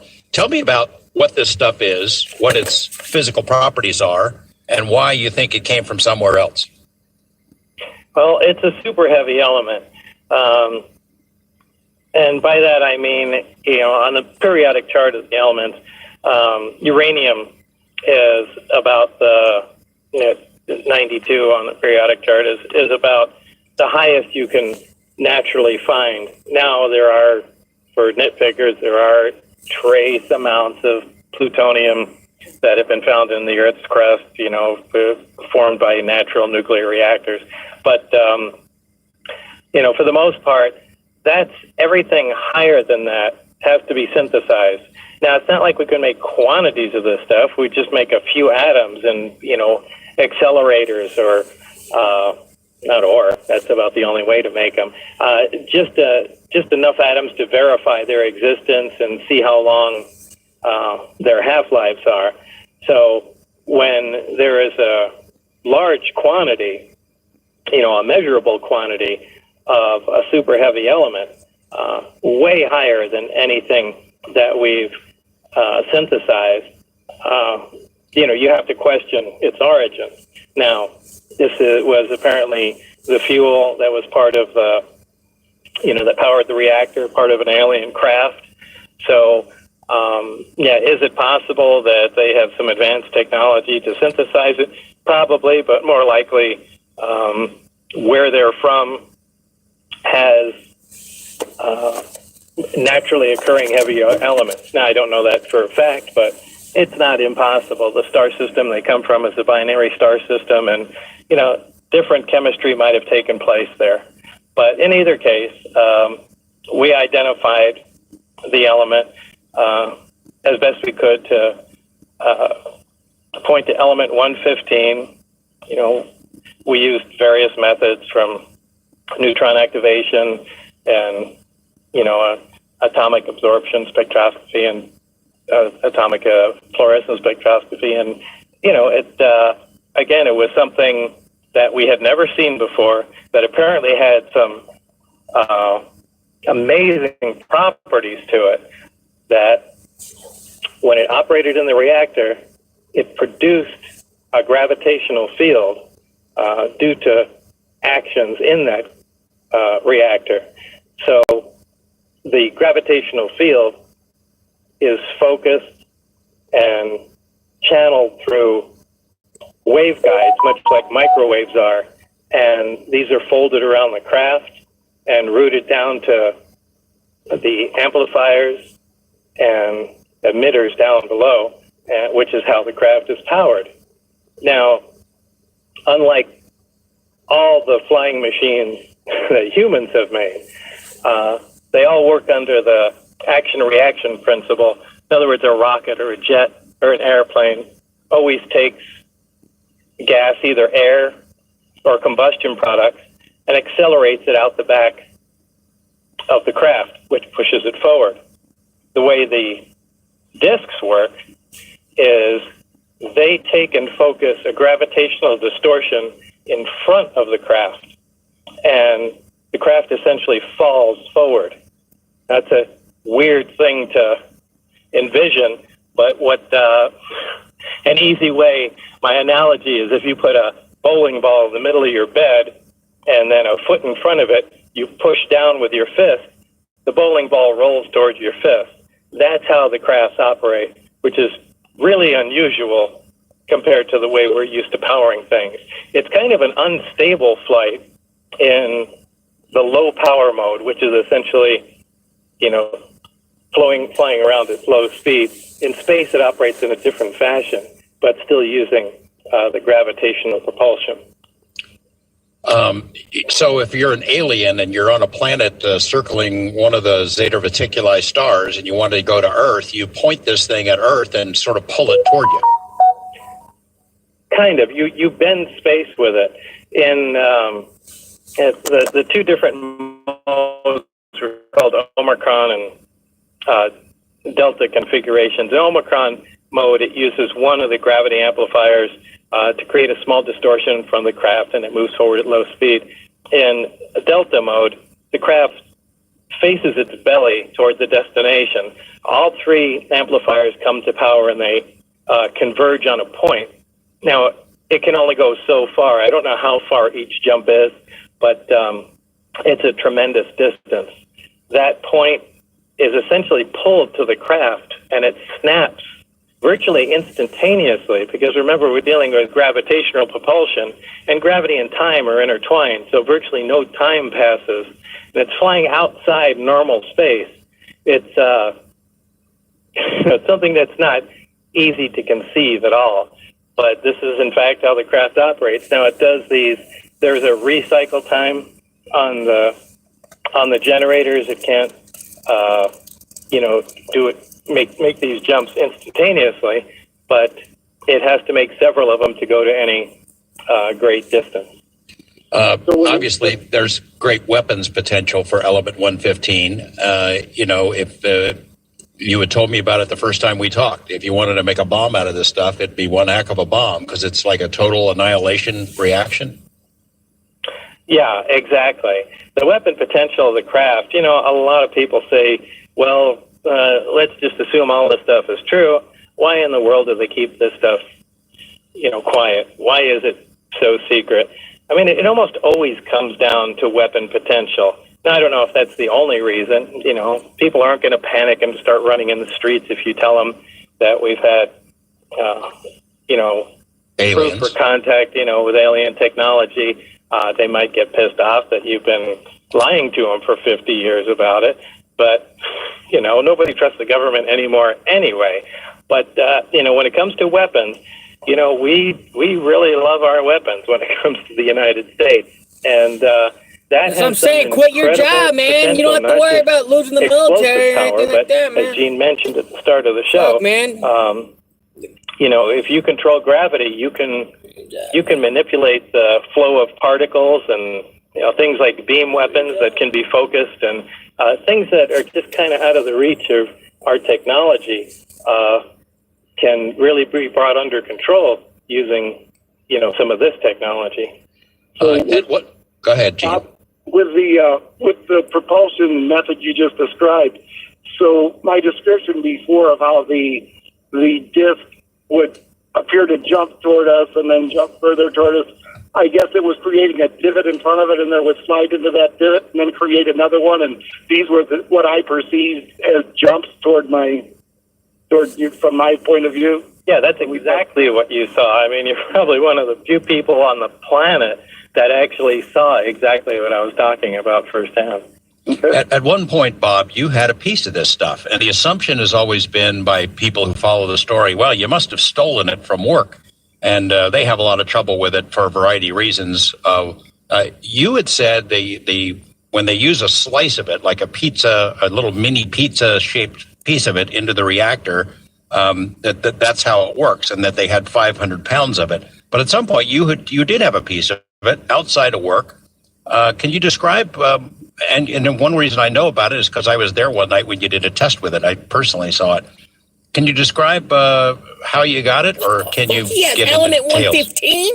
I You didn't knew it. steal it, I did you? fucking know it. I'm just not going to touch on that subject. See, he's got You did fucking have element 115. Can you confirm you had a piece of it? You don't want to get into that. Bob! No, why would Fucking I holding do out that? on me, Bob! Fucking boob! It doesn't behave how you predicted it would behave. Bob's got kind of fucking a 115 pocket that's been full of synthesized, element right? 115. Bob's gonna fucking fly to... Bob's making his The own 115 fucking UFO. UFO. That's what fucking Bob's Oh, doing. okay. He's making his the own fucking 115 that- UFO. that Yeah, we that's been made. created in a lab by humans, yes. Yeah, it's certainly 115. But yes, it doesn't behave like the material in the craft. It's an isotope of 115. Like there's, elements have isotopes. They're still the same element. For instance, hydrogen. We're all familiar with hydrogen. It's lighter than air gas. It's flammable. Hydrogen has 3 isotopes, deuterium and tritium. One of them is radioactive and has I can't remember, a 12.5-year half-life, something like that. Deuterium is stable, and protium, which is regular hydrogen, is also stable. The isotope they made, I don't recall what the half-life was on it, but there again, it's an isotope of 115. If they continue experimenting, I'm sure they'll come up with other isotopes, and inevitably, also produce the stable isotope that was in powering the craft. Now, again, they're producing atoms of it, so there's no chance they're going to produce a measurable quantity where they can start playing with this material in a useful manner. They'll just be able to identify some of the properties of it. So I don't really know where that research is going to go, other than one day they'll say, hey, we have a stable super heavy element here. I mean, when you think about what you could do with an operating disk that can perform in the way that you describe, the military potential is beyond anything. It makes you wonder what they might be doing with it. Are they using it? Over the world single-handedly with an operating disk. First of all, because it's a gravity distorted field around it, it can't be affected by projectiles or explosions. Which is the basis of our weapons. So it's essentially invulnerable. Now, there could be electromagnetic means of disabling the craft. I don't know how, one would stop one from working. But, you can shoot it at it all day long with tanks or drop bombs on it. It's just not going to be effective. So, yeah, weapon potential, it's staggering. And, our goal was essentially to see, can we duplicate this technology with the materials we have available to us? And at the time, the answer was a resounding no. 25 years have gone by. I don't know what progress they've made or where they're doing this anymore, but I really don't know what the answer is today. But I guess the fact is, if you were to use it in a military sense, you would reveal its existence, and clearly they'll show no interest in that. The other questions it raises is, if aliens have this technology, you can imagine what they could do to us if they wanted to. We're going to take a short break with REM. A Stand is the name of the song. It brings us back to 1989, and with a visit from John Lee, all being made public, using air quotes, because there are people in the public who don't buy any of this UFO stuff or any of John's stuff. But I can tell you, I owe John such a debt of gratitude, because when I first started chasing the UFO story and some of the Area 51 stuff, John was so gracious in sharing with me all of his files and material and explaining the who, what, and when and where of ufology. And it's a bizarre world with its own rules, and John helped me navigate it, and I can never repay him for that. And he got to know Bob Lazar and Gene Huff pretty well. It's a sometimes contentious relationship. The public has no idea how all those pieces fit together, but John has been really important to this story. We're going to talk a little bit about John Lear and the personal sacrifices that all of these guys made, because they were daunting, and there was intimidation and threats and some pretty nasty stuff that happened. And we're going to get into that when we come back here on Coast to Coast AM. We're back with Bob Lazar and Gene Huff. Gene, I want to ask you about John Lear. There's a perception by people who don't want to believe this whole story that John Lear must have cooked it all up, that you guys went along with it and are having a chuckle at the public's expense, and you all speak with one voice. And I just have to laugh at it. I mean, you've gone round and round with John yourself, but in general, I think you agree he plays a key role in this whole story and how things unfolded. Oh, absolutely. And in fact, if there's one thing Bob Lazar loves to do, it's to rain on people's parade about their misperceptions about everything. You could tell Bob your name, and he could explain why your name was wrong. And nobody says more debatable things than John Lear. I mean, John throws some crazy things out there, but the bottom line is that when we met John Lear said that there the American government knew about it and was hiding it. And of course, it has been around since antiquity. And the past 25 years, I've read literally tens of thousands of pages of research. And the bottom line is John Lear was right. Life has been here. And in fact, it's so much easier to determine a UFO sighting in antiquity, as you pointed out before, with the U-2, the stealth fighter and bomber, the SR-71. Nowadays, there are definitely anomalies in the sky that you might, not be able to distinguish between a UFO and just a flying object that you don't know, or an alien spacecraft. But 500 years ago, there was nothing metal flying around in the sky, so it was easy to determine, something that was not from around here back then.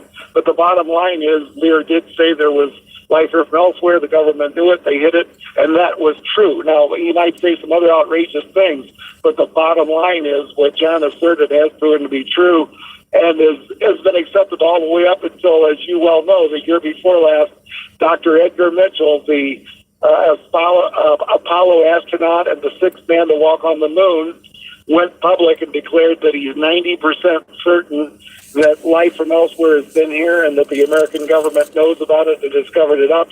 And he knows this in his travels around the world from lay people as well as from contacts who have worked at the Pentagon in the past and still work at the Pentagon now, and save 10% for the fact that maybe the whole world is playing a joke on him. But this is a big revelation. This isn't some UFO nut you can just poo-poo. This man has degrees in aeronautics and astronautics. He's an American hero, and he says he's 90% sure this is real. Bob, same sort of question to you about John. Let me ask it a different way. Why did you tell him what was going on, what you were working on? I mean, you'd said that when you had your first contacts with him, you told him you thought this whole UFO stuff was baloney. You didn't believe a bit of it. And then you find yourself in the unenviable position of finding out at least some of it really is real. And you decided to tell John Lear about it, and Gene and others.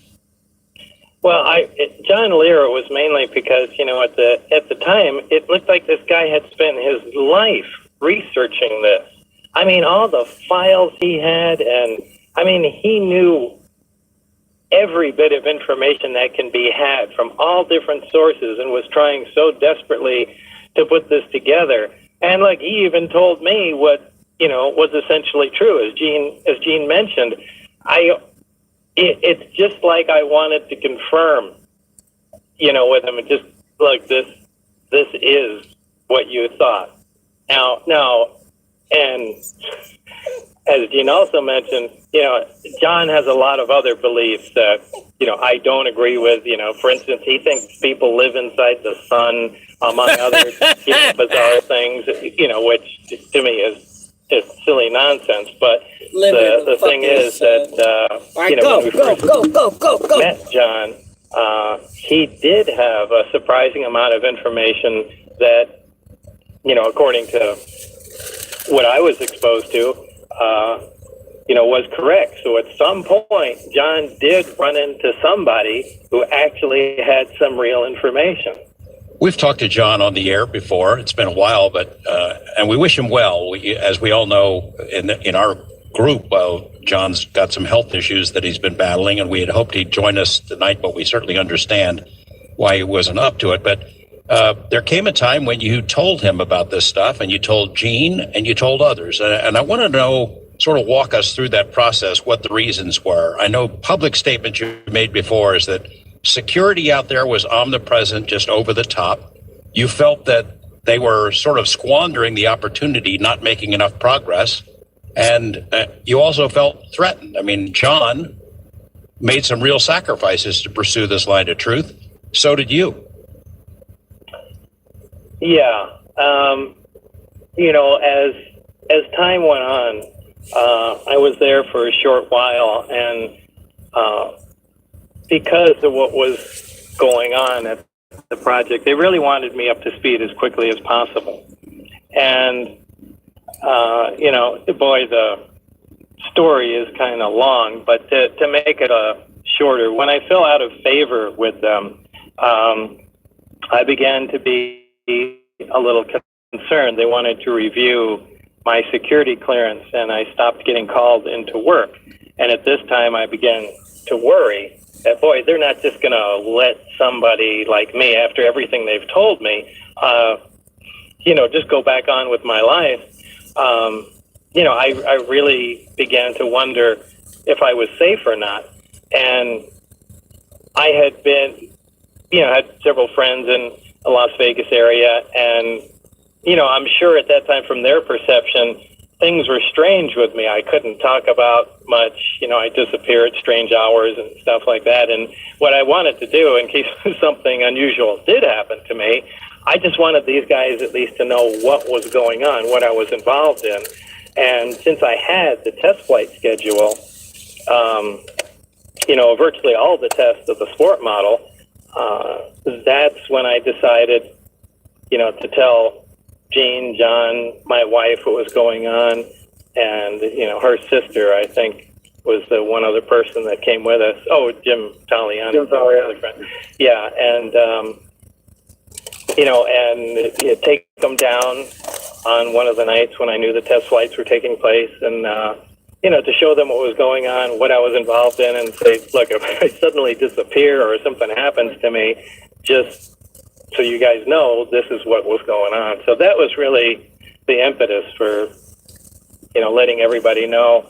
John Lear was kind of a slightly different one. It was because, I just wanted to tell the guy that all his work wasn't in vain, that, there really was something like that going on at the test site. It's one of the parts that I think is most important about the story, and yet it's the hardest to tell. The kinds of things that were going on in your lives and mine, being followed around, people listening to the phones, following you wherever you go, threats. I mean, it's hard to convey that, Gene, but it's real and it happened. And in fact, the reason that Bob, the things came tumbling down for him was a very personal and painful reason. It's not the kind of thing you'd like to make up if you're making up a UFO story. So you want me to say what it is? Is that what if you want? Sure. Well, when Bob was in the program and they were doing all the security checks, they had his phone tapped, and they were listening on his phone. Well, as bad luck would have it, Bob's wife was having an extramarital affair. And, of course, Bob didn't know it, but the guys listening on his phone line did, because they would hear her talking with whomever she was associated with. So they knew that sooner or later, when he found out, he was going to be emotionally distraught. And of course, you have to be emotionally balanced, psychologically balanced to have that security clearance. And so they knew that this is what he was going to be up against. And so finally, his wife told him, and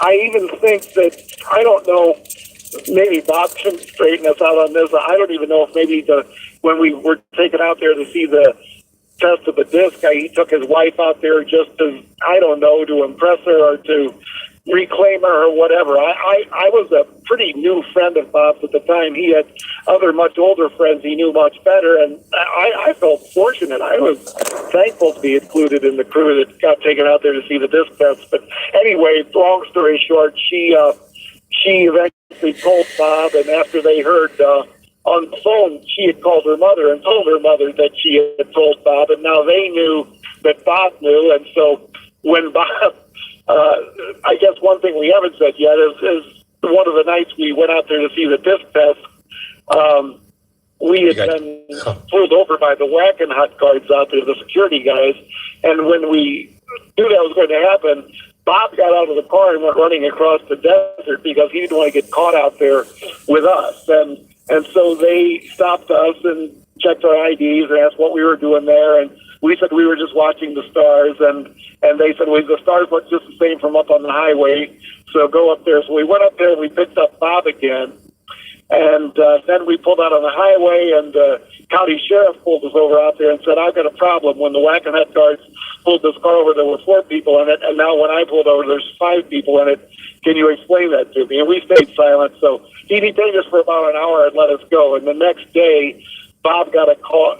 In fact, he reported to work at EG&G, thinking he was going back out to Area 51, but instead, Dennis, his security chef, said, we're going to be going this way tonight, and they took Bob's car, if I remember correctly, and went out to Indian Springs Air Force Base, where they debriefed him and said, we know about your wife, and under the circumstances, we're happy to be the ones to tell you, and your security clearance is temporarily revoked, and we'll let you know how things are going to transpire in the future. Isn't that it in a nutshell, Bob? Yeah, just to correct, a couple things. Poor Bob. When Tracy went with us out there in the motorhome, I didn't know about the affair at that time. Right. Ooh. And then I don't quite remember what trip. I guess it was the last trip when we went out there and we were standing out in the dark, and it was so incredibly dark. Not 30 feet in front of us. The whole whack and hut team was standing there looking at us at night vision scope. Was that the last time we were there? I guess that makes sense. I guess the dates and times confused. Well, I raised the issue with Tracy, your wife, because I think it's not the kind of, if you're going to make up a UFO story, that's not the kind of detail a man includes in their fanciful tale that they make up, is that their wife was having an affair. It's not something you would want spread out there, but you told the story, and I think it adds credibility. The other thing that it's hard to convey, Bob, is the kinds of things that were going on in your life. They were making your life miserable. Once they figured out you were telling people about this, there were threats, there were break-ins, there was a lot of bad stuff going on, right? Yeah, it really got crazy, and I was really, to put it mildly, stressed out at that time. But I even went, at the time, I was walking around with an Uzi submachine gun in my car. And, I went to, I was going to a health club at night with a friend of mine named Mario. And, we drove, it was close to my house. We both were going there at the same time. We took my car, and I left my wallet and machine gun in the car. And, I had been discussing this with Mario. about being followed constantly, and we were making light of it. So when we got out of the car, we said, okay, let's check our doors and make sure everything's closed so the spies don't get us. And, so we pulled on the doors, checked everything was locked, and, went in. And when we came out, again, we were just making light of it to try and, bring a little relief to the situation.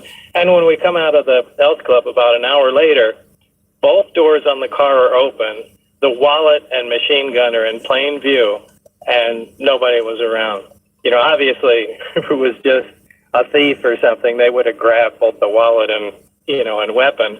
So it was just, in my opinion, just their way of saying, look, at any time we can get into what you're doing. We're following you around even when you don't know it. And it was really terrifying. I mean, it's easy to talk about now, but that was really a rough time. Well, I can remember it. I mean, I was on the fringes of the story and would get these calls from you at night, or we would meet somewhere, have a bite to eat or a cocktail or something, and come to find out we were being followed at that time. I had 6 different people who called me offering to give me information after the first interview, the Dennis interview, as part of a large project we're doing about UFOs. 6 people in a row who were visited by people from different agencies who threatened them, who told them to keep quiet. And these were people didn't know each other. They had just talked to me on the phone. It was real.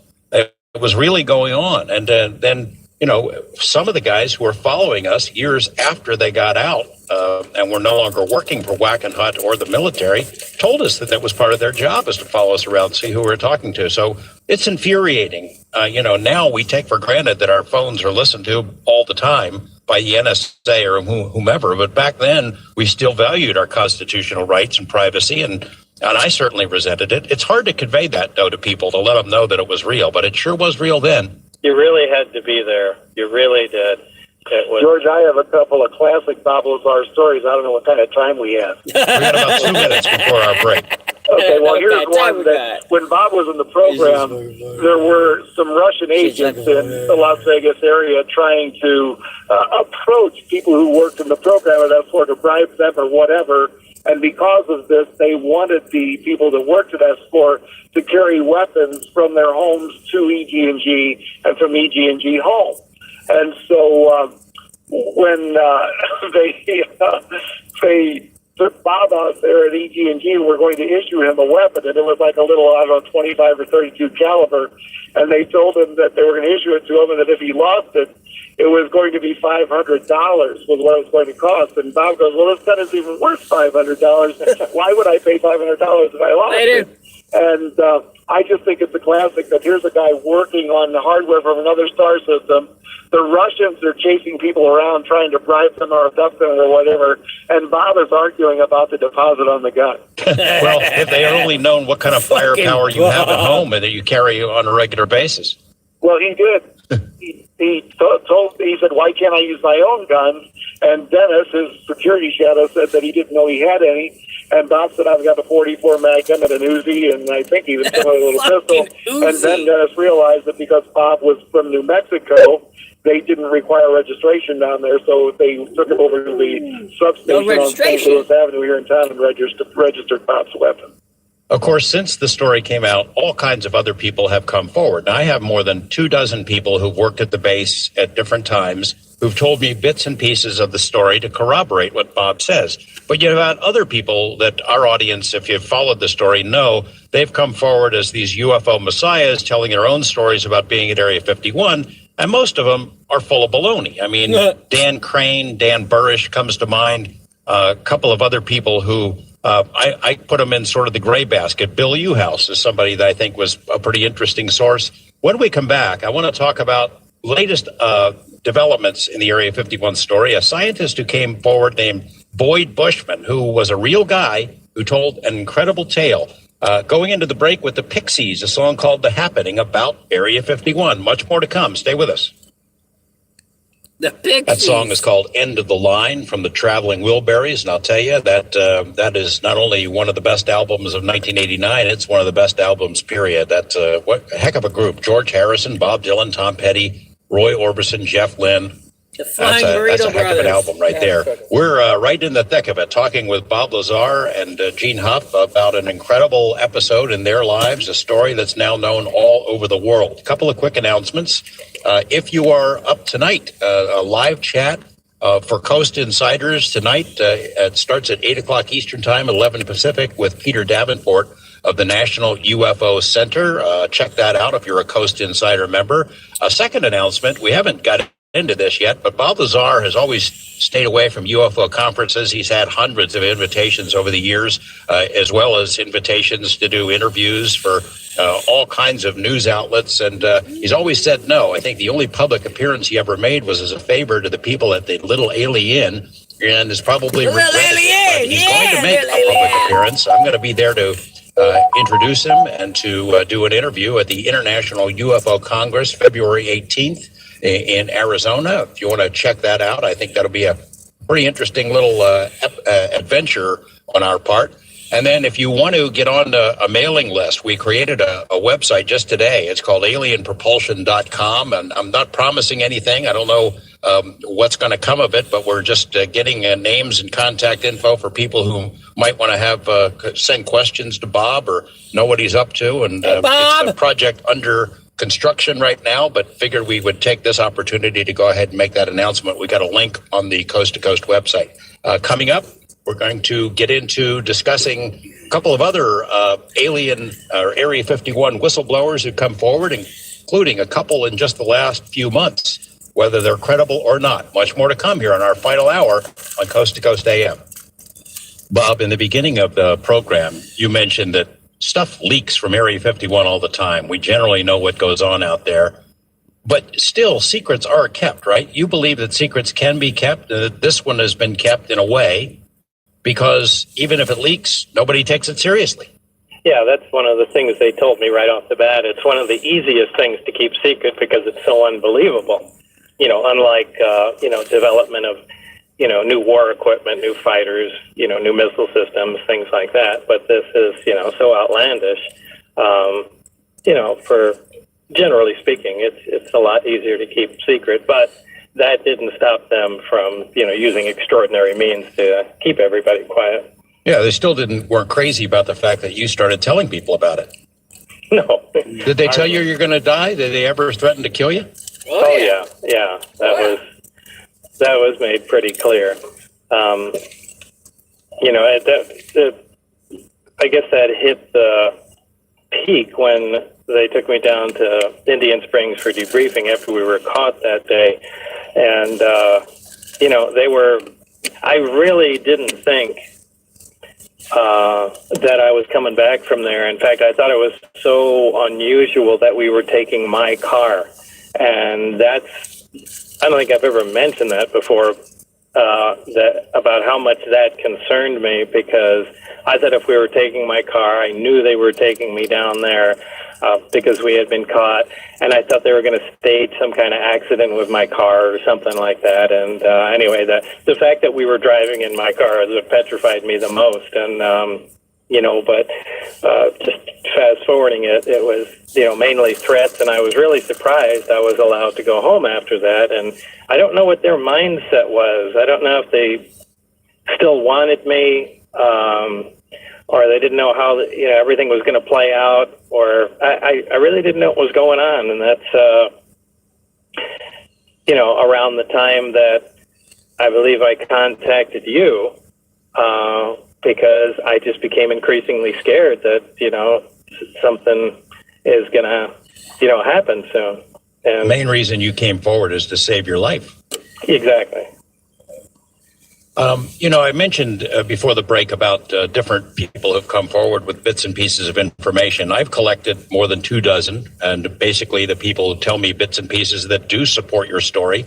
Other people have come forward with all kinds of tales.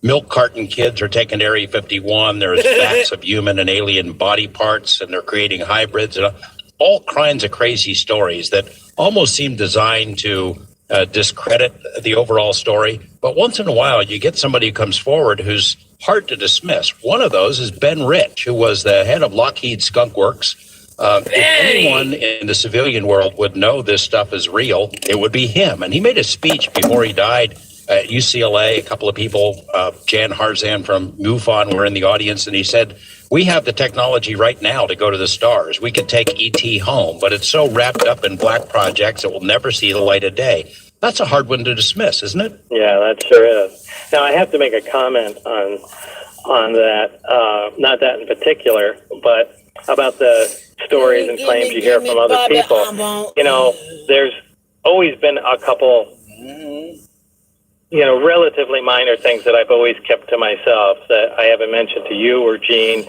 And the only reason for this is, should anybody come forward and really claim they were part of the project there or something, you have to tell me something that I haven't said publicly. And that's right. what I'm always looking for.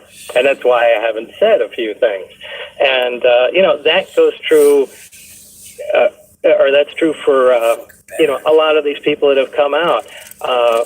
You know, the information they presented, the exact same thing, sometimes the exact wording. I mean, if somebody else is involved in the project, you have to know a little more than what I've said, or have said it before me. You know, something has to be there. And, you know, like I said, I don't follow UFO information or other, you know, people making claims, or get on the internet and search that. So, I mean, as far as I know, there hasn't been anybody that I can absolutely finger and say, yeah, I know that guy was also involved. But, you know, I'm always interested to find somebody. Well, there's two things I want to mention. One, I want to ask Gene about, because I know that it bothers you, Gene, to see this story. It's a connection with Roswell. Somebody came out a couple of weeks ago, a researcher who's pretty respected, who says, hey, we've got a photo. It's an alien photo. It's taken in 1947. We can prove the photo, the film stock is from 1947. It's an alien who was a body that was... the photo was taken at Area 51. What's your take on that, Gene? Well, first of all, you're more of an authority than I am. This was allegedly from the Roswell crash, right? Yeah.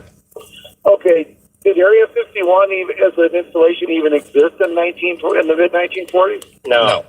Okay, so there's one problem with the story. It's a big problem. Big problem. And secondly, I think Bob certainly would be the authority to appeal to, because a photo was printed on photo paper from 1947 or from film stock in 1947. Does that have to necessarily conclusively mean that the photo was taken in 1947? No, if the material was preserved, I mean, you know, you could take a photo today with old film stock, and I don't know how good it'll come out, but, you know, you'll still get a picture. So, yeah, there's no way to really ascertain whether or not the image on the photo was taken in 1947. But I guess they had to go there. I mean, let's say there was a real photo of a gray alien taken in 1947, wherever. I guess they feel it's incumbent on them to at least prove that, at the very least, the photo paper was from 1947, because with the state-of-the-art of special effects in today's world, you can't really prove anything with a photograph or a video when it comes right down to it. Well, the other whistleblower who's made a lot of news here in recent weeks is a guy named Boyd Bushman. I've been looking at videos of Boyd Bushman and seeing releases of his for a number of years. He's been interviewed by some national television programs. He's a credible guy. He really did work for some of these major defense contractors, and he's crept up to the edge of saying we have alien craft a couple of times, but until he died in August, we had never heard him say it directly. And he came out with these statements that, yeah, at Area 51, we had something that looks very much like the sport model. I mean, the story that he told sounds very similar and consistent with what you said, Bob. But there's somebody we know who interviewed Boyd Bushman a while back who has direct information about the credibility of this. His name is Jeremy Corbell. Both of you guys know him. Jeremy is on the phone right now. Jeremy, thanks for joining us for a minute. What were the circumstances of why you interviewed Boyd Bushman, and do you think he was telling the truth? Yeah, hey guys, how you doing? Hey Jeremy, both of you. Hey. So yeah, I mean, unfortunately we have to talk about this compared to the real story, which is very amazing, and I love listening to you guys talk tonight, but I went out to interview Boyd Bushman. We brought a prominent researcher with us to do the interview. It was my friend Ruben and myself for a production of a film that I was making and I'm still currently working on. And, you know, just to bottom line it, so we can spend time on the more important stuff, I found Boyd to be a very nice person. He did have credentials, but I also found not a single unique, credible, or in any way tectonic, as you described in your intro tonight, George, about anything that he said. I followed every lead that he gave. There was nothing new. And he didn't claim in any way to have anything specific that was firsthand that could be verified. He was taken advantage of, in my opinion, and that's why we never aired the footage. That's why I'm not including it inside of the documentary film that my friend Ruben and I are making. He's a real guy. Boyd Bushman is a real guy who you think was maybe led down the path. I mean, he had a photo of a little alien. Yeah, I know he was. I mean, I know exactly who his primary source was on the, you know, in quotes, on the inside. I followed down that path, and it is an absolute scam. He got taken advantage of, and for the reasons, I don't even know. Do you mean just because of the alleged pictures of the craft and the alien, or his whole story of the involvement? You know, Gene, it was like across the board. You know, when he talks about his insider, you know, who's active and, you know, who had hands-on experience, I did some digging and some researching, and I know exactly who that person is, and there's nothing of truth to it. That person works in no capacity in any way. What reason would, I just don't see what was in it for him, an accomplished scientist and engineer. What would be in it for him to glom on to Bob's story near the end of his life? That doesn't make much sense either. Yeah, and it wasn't just just at the end, like he had kind of quietly been talking and relating some things to, you know, about Bob's story. But again, he didn't provide, like Bob said, any information that Bob hasn't already put out there before. You know, I followed a lead to talk with Dr. Edgar Mitchell because actually, Gene, you had said something to Lear that Edgar Mitchell had come out specifically to meet Bob after Bob came out publicly. And I just went out there, due diligence to my film, and confirmed that direct from the horse's mouth. Dr. Mitchell said, yes, I specifically came to Las Vegas to meet Bob Lazar, to hear his story, and I find it credible, and that's what opened me up to this whole thing. Now, I did not find that in any way going down the path of Boyd Bushman. And I found Bushman to be kind of believable. You know, some things that he said leading up to this. Where it went over the edge for me is the picture of the alien and a couple of claims that looks like he was really maybe involved with something similar to this research that Bob was doing. And then he got fed some other stuff that pushed him over the edge. Maybe, but, you know, I think they might have done that to discredit him. You know, they saw he was releasing information that, you know, was pertinent to national security in some way, so they just gave him a bunch of, you know, UFO nonsense or, you know, stuff that had already been out and, you know, try to discredit the rest of what he was saying. Jeremy, your take on that? Yeah, Bob, I mean, it's possible, but what really did he say? You know, what was unique, what was credible, what was tectonic? You know, what impact could anything he had said? Really, there was none. And Bob, he never claimed to actually meet you. You know, there's some bogus, you know, polygraph going around on the web. And like you said yourself, most of this is just untrue stuff. And, you know, if we focus back in on 2014 and the fact, Bob, that you're coming forward again, which is really the tectonic move here. I mean, George has said you're like the Snowden of ufology. Your story has been validated independently by George and myself in many ways, not only the existence of S-4 and your work at Los Alamos, but, you know, the real story is this. You're coming forward again in 2014. You've dealt with machinery that's not from here. That has impact on the minds of human beings, on the minds of people. And my question, Bob, to you is, you know, how has all of this changed your worldview or your cosmology? It's got to have impact on you. And thank you for coming forward again. Well, I don't know if I'm really coming forward again. It's me messing with making you. Yeah, George is very convincing about, well, come on, it's 25 years. You could do one show and, you know, and granted, a lot of time has gone by and, But really, everything I need to say has been said 25 years ago. There's nothing new, and certainly nothing that I'm privy to these days.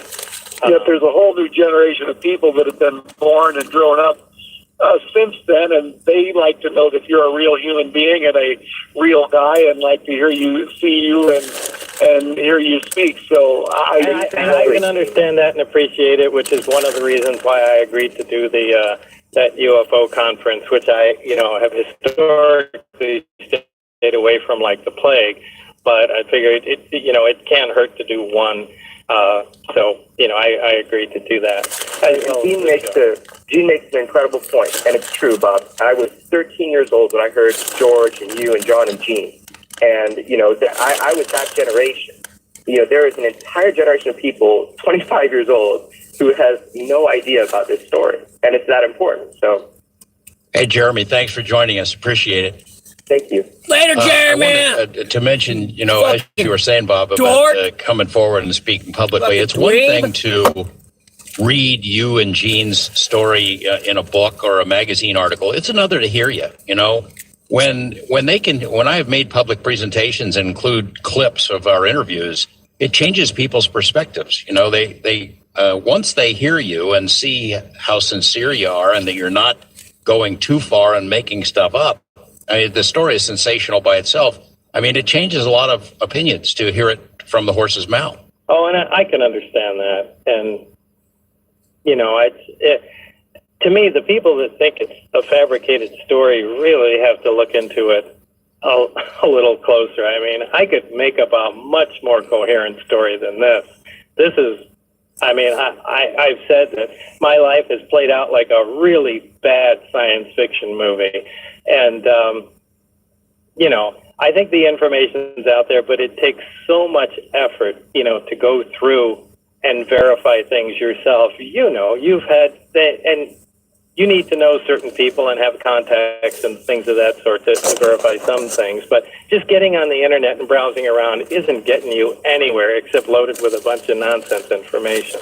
Well, that's the real trick. That's the real trick, isn't it, Gene, is sorting through and separating wheat from chaff in this field. Right, and I was really disappointed to hear what Jeremy had to say. I mean, I still don't understand why a man like Boyd Bushman will... and Jeremy said, well, he actually has been doing it for some time. Well, as all of us age and near the end of the road, you really don't know when you're going to die, so you can't go, well, now it's this week. I'm going to die next week, so I'm going to go ahead and unload this week. So I don't blame him if over the course of the past 2 or 3 or 4 years of his life, he started, releasing some of this information because nobody knows when the last day is. So I don't blame him for having done it for some time. And I still don't understand why an accomplished man like him would have any possible motive to try and ditto Bob's information. I just don't. I think your guess. I think the guess that you made during the conversation with Jeremy is probably pretty close to the mark, in that this is a guy that very well could have been involved at some level and was going to prepare to speak about it, and somebody fed him some stuff that he bought and went too far, and that there's a combination of truth and fiction. As we know, the people on the other side who continue to muddy the waters are a lot better at their job than people like I am at mine, and trying to pierce the veil and tell an accurate story. I mean, these guys are good at this stuff. This secret has been held a long time, and the waters are still muddy. And that is the most difficult information to sort through, is the information, or disinformation, I should say, that is peppered with some facts in it. And that makes it extremely difficult, to identify as bad information or a bad information source. So, and that's, we've seen that in a lot of information that, you just add a little bit of truth to it and a lot of nonsense, and it makes it very hard. Like they're accomplished at their jobs. They know exactly what they're doing. And we have one segment with Bob Lazar and Gene Huff remaining, and we'll maybe take a couple of phone calls from the public. Stay with us. Oh, Eve taking Raquel phone takes us calls? into the break. Shit, Her I'm song, about What to I call Am, in and say, 1989. what's up, Bobby? I should say, pardon my French, the name of that song, Où est le soleil? That's Paul McCartney. And I played that song for a couple reasons. One, it's just kind of fun and goofy and obscure. That's From right. a 1989 album, like all the rest of the music we're playing tonight. McCartney put that together with a collaborator, Elvis Costello. Yo, what's up, girl? Let The me other see reason your I picked it is boobies. because there's a music video they put out for that song. See them And it, tatas. in that year, I just thought it was odd that they had an animated flying saucer zipping around over a southwestern desert. Pretty coincidental timing, considering what we're talking about tonight, but that's a pretty cool song. We put a link on the website. We have one segment remaining with my guests, Bob Lazar and Gene Huff. And I have a question or two, big picture stuff, about how they feel, why these visitors are here, if they want to tackle that. And then we'll take a couple questions from you. Take a couple questions. Stay with us. It's for our fucking final time to smoke. I remember the night back in 1989 after the story about Bob Lazar, identifying him. Woo, the weather's for the cooling first time down, after baby. It comes back out of Hell video, yeah. and I'm sitting on the news set, and Weather's the cooling anchor down lady, real quick. asked me a question. Well, hey, do you believe him? And it was a question she shouldn't have asked, and it was a question I should not have answered. But my answer then was, yes, I do. And the same is true now. I know that there are problems here and there are holes that are hard to explain, but I don't think they're, having lived with it for a quarter of a century and tracked down every lead possible, I still believe it, Bob. And I think of you and Gene every time this comes up, of course. And when I hear Bill Clinton on Jimmy Kimmel earlier this year talking about Area 51 and whether he looked into aliens been out there, and then President Obama this year becomes the first president while in office to acknowledge the existence of the place and the existence of the ET highway and all the places that this story has gone. You come outside, still alive, still as hot as ever. Bob, you and then Gene, it's overwhelming to think how far this thing has traveled and what you have done. It is overwhelming. And, as far as believability, you have to agree you're in an extremely unique position and, are able to see it from a vantage point that other people cannot. I mean, we went to Los Alamos together to, see where I worked, amongst other things, your contacts and stuff like that. So, I mean, you're able to get it from another level where the average person isn't. And really, as I said before, at this time in my life, I really prefer people don't believe it, because, the last thing I want is somebody to verify everything I've been saying and deal with the deluge of people and problems, that would be associated with that. So, when people ask me, boy, how come you don't verify this? How come you don't? Because I really don't want this to go any further. It's been a big enough headache, and I don't want to relight that fire. So really, if you're upset because of this hole and stuff like that, that's the exact position I want you to be in. I really don't want to be, burdened with this stuff anymore. Well, I should point out that you're here. Gene is here because I kept twisting your arm about it. It was not easy, and it's never been easy. Not the first time, not any time in between. Gene, the same question to you. Bill Clinton, Obama, ET Highway, the Las Vegas 51s. I mean, you were right there from the beginning and all the way through it. It is overwhelming, isn't it, to think of what you have wrought? Is Gene there? Maybe he fell Okay. asleep. I think... all right, Gene will be back. One other question for Bob, and then we'll go to the phones. Bob, in all the material you read and all the thinking you've done about it since then, any idea about an alien agenda, why they're here, what they're up to? No, I really have thought about that. It was never, the information was never given to me about, how we got the craft, what they're doing here, or any of the big questions that we all would like answered. Really, how did they come into possession of 9 craft? A lot of this is just mysterious. And, what kind of relationship, if any, was ever, present, with these creatures? Or, did they just happen upon, craft somewhere? But I don't know. that's a complete blank to me, and I've kind of separated that in my mind, because the technological aspects, as I said, I've been able to verify, had hands-on experience, research them, tore things apart, and so that's reality in my mind. But I have to draw a line anywhere past that. I've never run into a extraterrestrial living creature. I haven't seen one firsthand. Well, did you? No, and I didn't. I wasn't privy to information that about the the origins of the whole project and where things came from. So that's as big a mystery to me as it is to you. And that's just a blank, really. Gene, I want to ask you the question. It's an even bigger one to me after those answers, but go ahead. Gene, I want to ask you the question you missed, but I asked you a couple of minutes ago was, you see Bill Clinton on television on Jimmy Kimmel talking about aliens at Area 51. President Obama makes a statement about it. The ET Highway, the Las Vegas 51s, the movies and books and all of that stuff stemming from the story that you and Bob told. I mean, it's overwhelming, isn't it? Yes, but I mean, if I would love the story just as much if someone else had been in my position. I mean, I think. Oh, it's over. All right, well, that's that. All right, peace out. Hope you guys like the Bob Lazar. Boom, shakalaka.